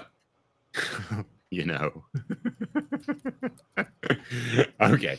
All right. I got it. Okay. That is funny. All right. So let's turn to this Lady Vols basketball team. What did they do over the weekend before we get to the poll question? So after getting what was very clearly their biggest win since the 2008 national title when they beat UConn on Thursday, they struggled on Sunday to put away LSU. No shame in the loss. They played the LSU Tigers, who are 25-1 and 10-1 in conference play, and number 6. And they played them on the road, and they lost to them by 5 in what was another close, tough loss. They didn't shoot. This was the type of game where they'd have to shoot hot from 3 to win, and they just couldn't. And LSU was making the free throws down the stretch, so it just wasn't. They could never actually get back in it. And again, they don't have the size to beat an LSU team out of the half-court sets and the defense like that, and it did cost them in the end. I love what, before we get to the poll question, what David Speaks has to say, because I absolutely love this sort of passion and venom. David says, Kim Mulkey knows this is the last year. She'll have a better team than us. Caldwell has this team playing with an edge. Do you agree or disagree with that comment?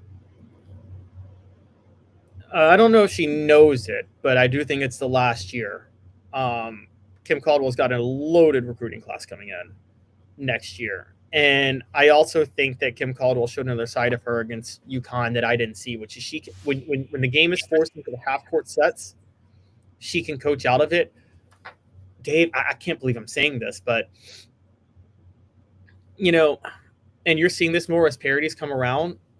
Yeah, he's got 11 national titles, but having watched that game on Thursday with Kim Caldwell for Gino Auriemma, as an X's and O's tactician, Gino Auriemma is not that good of a coach. I can honestly say that watching that game. I don't think he ever was. Okay, now I'm going to say something that's crazy. Pat Summitt was a good tactician of a coach, but not great. And Totally agree. And she coached great defense, which that was incredible. That's not so we're dealing with a B plus, an A plus, and then she recruited and she got most of the ones she wanted when Gino didn't steal. So that's an A plus. So Kim Caldwell, it's a much more open league. Let's take a look at the poll question. If you don't mind, pull that up. Brought to you by Work Trucks, all about trucks that are actually available, trucks that help you maximize your profits by having the right work vehicle now. Time is money. The perfect work vehicle doesn't break down, has all the space to carry what you need. That's what Work Trucks is intent on offering, while other dealerships just can't do it. Contracting is about time. Work Trucks saves you time with less back and forth trips and trucks that pass the highest standards to be put to work. Process quick and easy with Work Trucks, cargo vans, utility body trucks with an app-hide work bodies installed. Pick up trucks of all sizes. If you're a contractor, you got to know about Work Trucks because they'll save you time, which means save you money. Whole question is, Kim Caldwell will make the Final Four in 2025, 2026, 2027, and never. And I just can't believe somebody voted never. But do you want me to give the full results? Give the full results, sir. All right, 14% say 2025, 57% say 2026, 21% say 2027, and 7% say never. I'm with the majority. I'm 2026. But she'll win her first national title in 2027. All those young players she has next year, Dave, you'll kind of see a growing pain period. Like you're seeing, like they'll look like this year's team in the regular season, and then they'll all kind of come together and figure it out in the tournament. I know they're not as young, but they might look a little bit like the men who are trying to learn how to play together with Igor Dubar, and you just got a different set of group. I don't care if you're all 24. I mean, there are times when Anthony Davis and LeBron James look like they had never played basketball before early in their career. Yeah, exactly. So I think they'll put it together when the tournament comes and make a Final Four run, but just the experience will cost them in the Final Four. But then a whole offseason, 2026, 2027, I think they're going to run the table. I mean, I'm not saying they'll go undefeated, but I bet you that I wouldn't be surprised if they stay number one the whole year, 2026 to 2027. Like if it's like one of those situations where they just stay number one the entire year, or at least never fall out of the top 3 in the rankings. Built in a lab. Okay, so I'm going to go with 2027. And the reason I say that is because I just mentioned that. I know that we think of football players and they're big, huge, and strong, but there's something to be said for conditioning and the way Kim Caldwell runs things. And if you look at Josh Heupel, how many times have his receivers not seemingly been in the best condition to go out there and run routes on a consistent level? Kim Caldwell with the up and down style, I think they'll have to get conditioned. And then Kim Caldwell with the fact that you just have 3 new key players will have to mold them all together. So I'll go 2027. Never always has to be a factor, Caleb. But man, if you made me bet right now my bottom dollar, I'd take Kim Caldwell. If you're saying never, what you're saying is, and I'm not saying you're wrong on this, for those who vote that, what you're saying is Kim Caldwell runs this system, which is, full court press, play the steals, keep up the tempo, and run 5-on-5, or 5 in, 5 out to go 10 deep. But on actual possession to possession coaching, you're saying she can't adjust or do anything like that. Does that make sense? You know what I mean? Like basically you're saying she has a system and she just runs that system and lets it be, but she doesn't do anything like special beyond that. That's how you could see the never. That's where I think we somewhat had the concerns with Josh Heupel in football, right? That he just ran a system, but couldn't coach possession to possession. Now, I don't know how you feel. I think Josh Heupel is better at that. I mean, he adjusted his offense this year when he had to. So, but you get what I'm saying, right? There's the coach that just runs the same system all the time. And then there's the coach that adjusts based on what other teams are doing, what they have personnel-wise within the confines of their system. Okay, I realize this is blasphemy, but did Pat Summitt just run the same system? No, she adjusted. Not greatly, but remember the 97 national title team, the second of the three-peat, that was a more guard-oriented team, and they they backed in. They didn't back in, but they did. They didn't look good in the regular season and in the NCAA tournament. Pat Summitt played tempo more than she had her whole career. I think the problem is when Pat Summitt had to start playing tempo more later in her career, her only problem was she couldn't get the guards that Gino could get. Gino always had the guard-oriented system, so UConn always had a monopoly on the guards. Golly, Maya Moore is like one of the few players that I would look at and think maybe she could hang with the guys. I mean, Yeah. I know she couldn't. There's a big difference in athleticism, but man, she was one of the few that I was like, maybe she could. Well, I mean, Ron Slady and I were talking about this last year, funny enough, but we talked about, like, if Caitlin Clark could start on the all-time Lady Vols or all-time UConn team, she'd have a better chance with the all-time Lady Vols team because the best Lady Vols players are the post players. She wouldn't even make the 2 deep on UConn's all-time team. Oh, hey, can I run?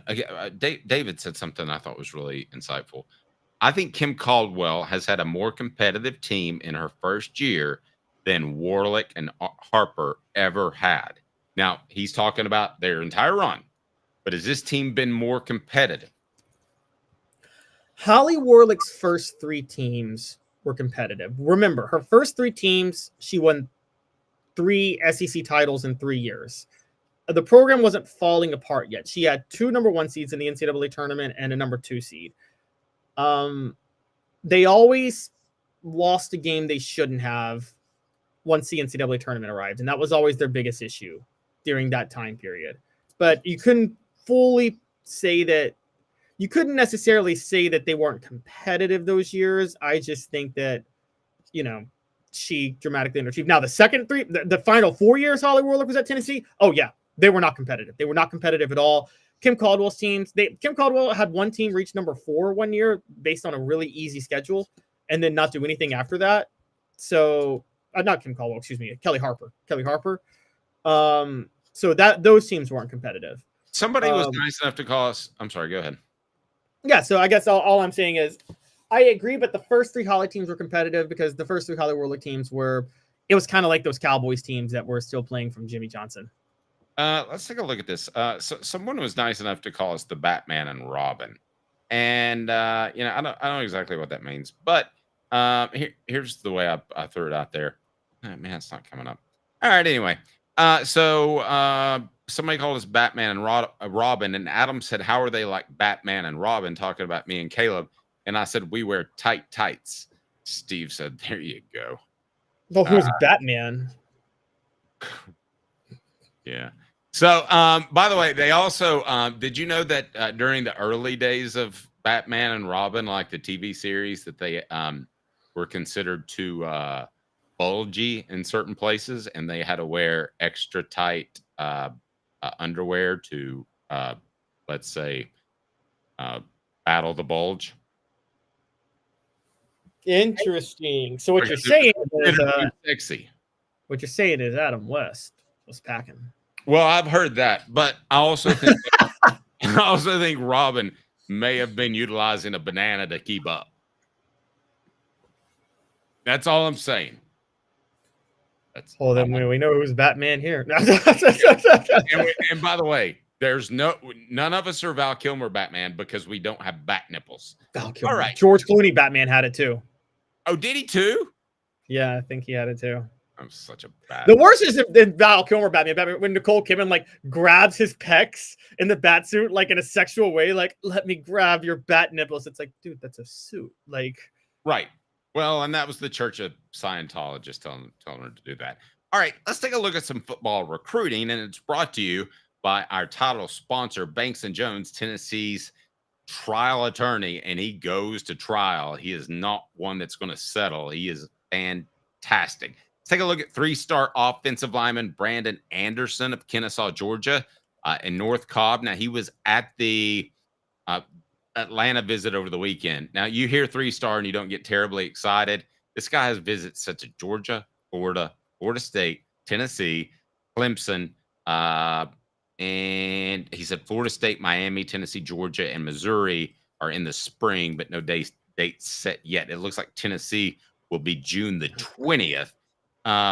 This is a guy who's going to be a 4-star by the time the season begins. Yes, and remember, Brandon Anderson is the one who decommitted from Tennessee because Tennessee wanted him to shut down his recruitment. maybe Tennessee's onto something, because we thought that he said he didn't like that. It seemed like a bad look for Tennessee, yet Tennessee still actually seems like the favorite to land him even after that decision. Yeah. So I think sometimes you like throwing a little weight around. And if they call you back and they say, hey, here's the deal. We didn't mean to rub you the wrong way, but this is our stance and we need you to be a part of this team. I think you could spin that the right way. 3-star defensive lineman Tyson Bacon Sisling of Hoover, Alabama, has been committed to Tennessee since October, but now he's got multiple officials set. So I'm wary of this one. Washington, May the 2nd, Georgia, May the 16th, Alabama, May the 30th, Florida, June the 13th, and Tennessee on June the 20th. The Dogs offered back in January could be a team to watch. Aren't the Dogs always a team to watch as long as Tennessee's trying to recruit anywhere in the South? they are, but the Dogs are more like Tyson Bacon is the project you draft in the late second round and hope, and you can turn him into a good player. And Georgia only goes for number 1 draft picks on their defensive line specifically. So, I mean, after the Super Bowl last night, Dave, Georgia, you're going to get more of a Kirby Smart discount for defensive linemen. I mean, the Eagles literally just built a defensive line based on Georgia. Wait, just a second. That's a column. Let me write that down. Good idea. Were you going to write that? Because I'm still. No, I was not. No, you can steal it. That's fine. Yeah. After attending back-to-back games at Tennessee in October, Keyshawn Stansel visited the Vols again more than 2 weeks ago to attend their most recent camp. He says they're one of the top teams he's considering, and now they're scheduled to host him for an official visit. That should come up later this spring and summer. 4-star lineman out of Clayton, North Carolina, 2026. He's scheduled to be in town on June the 13th. He's already visited the Vols 3 times, so this is big. And then Tennessee gave Jordan Edmonds one of his earliest SEC offers. I don't know at what point Tennessee has to feel as if it doesn't have the need to continually make these early offers, but at some point that day is going to come. But a guy that's 6'3", 180-pound junior is rated a 4-star prospect and ranked the number 53 overall player and the number 5 cornerback in the 2026 cycle by 247 Sports. Portions, by the way, of this program brought to you by On3 and 247 Sports. Now, Edmonds caught 32 passes on offense for 648 yards and 4 touchdowns on offense and had 30 tackles on defense in 2024. So do you at this point, Caleb, believe that Tennessee still has to offer early and get ahead of the curve? Or do you believe that Tennessee is very close to the point where they can just play ball, just like Alabama does in recruiting, like Georgia does? They can offer when they truly believe you're going to be a contributor. Well, and just to the Edmonds point, he commits on February the 19th. I'm willing to bet you everything he's going to Alabama.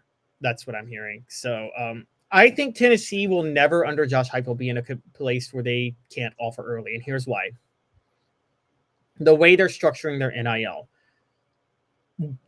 What we know is they're opening the checkbook for a couple of players in offseason to fill voids that they think can contribute immediately, either as freshmen or transfers. The rest of the guys they go after are guys that they want to stay within the program for 2 to 3 years. They really think heavily about this now. Okay, when Tennessee picks up commitments, they want the guy. They don't just want him to be in the program for a year or even 2 years. They want to make sure that they'll have this guy in the program through at least 3 years. That's a big factor. And if you're going to go that route, you're going to have to offer early and have a bit more of an uphill climb on the recruiting trail itself. But you'll have way more advantages when the portal and the chaos happens every offseason. Again, if you are a member of this channel, you will, and put my email if you don't care back in the chat because I have trouble typing and talking at the same time. But if you're a member of this channel, all you have to do is email me and you'll get a Hound Dogs gift certificate just for joining. It's just, I believe, $5 a month. Check me on that, Caleb, at some point. And also, you'll be eligible for our weekly and monthly prizes. And the monthly prize that we're giving away this month, we know it's been a while, the John Henderson autographed helmet, the mini helmet, and we'll be giving away T-shirts and all kinds of books. Now, if you're already on the the Patreon. We're going to kill that eventually, but you're still eligible. So we're going to keep that around as long as anybody wants to be on that. So, but roughly you have a chance of the John Henderson helmet, about 1 in 12 is roughly what it is. So thanks for bearing with me. Tell you more about crazy stuff that I've been going through. But he's Caleb Calhoun. I'm Dave Hooker. The show represented by Banks & Jones, Tennessee's trial attorney, banksandjones.com. I would like to leave you with 30 seconds of Banks & Jones. Why Banks & Jones? Well, it's because they're Tennessee's trial attorney. You can play to win with Banks & Jones because they'll go to trial. You've heard of other lawyers. They say they'll go to trial and fight for you. They won't. They just want to settle. That's the easiest way out. Well, that's not Banks & Jones, led by T. Scott Jones. They won't settle. They'll go to trial for you. Tennessee's trial attorney. They play to win. Truly, Tennessee's trial attorney when it comes to criminal defense or personal injury. Why settle? It's Banks & Jones. T. Scott. I can speak firsthand. He is Tennessee's trial attorney. He's Caleb Calhoun. I'm Dave Hooker, the show represented by Banks & Jones, Tennessee's trial attorney, banksandjones.com. We broadcast live from the Ted Russell Ford Lincoln Studios, East Tennessee's largest volume dealer, and their customer service can't be beat. I'll tell you more about it as I get my new Bronco in the garage soon. He's Caleb Calhoun. I'm Dave Hooker, off the hooks.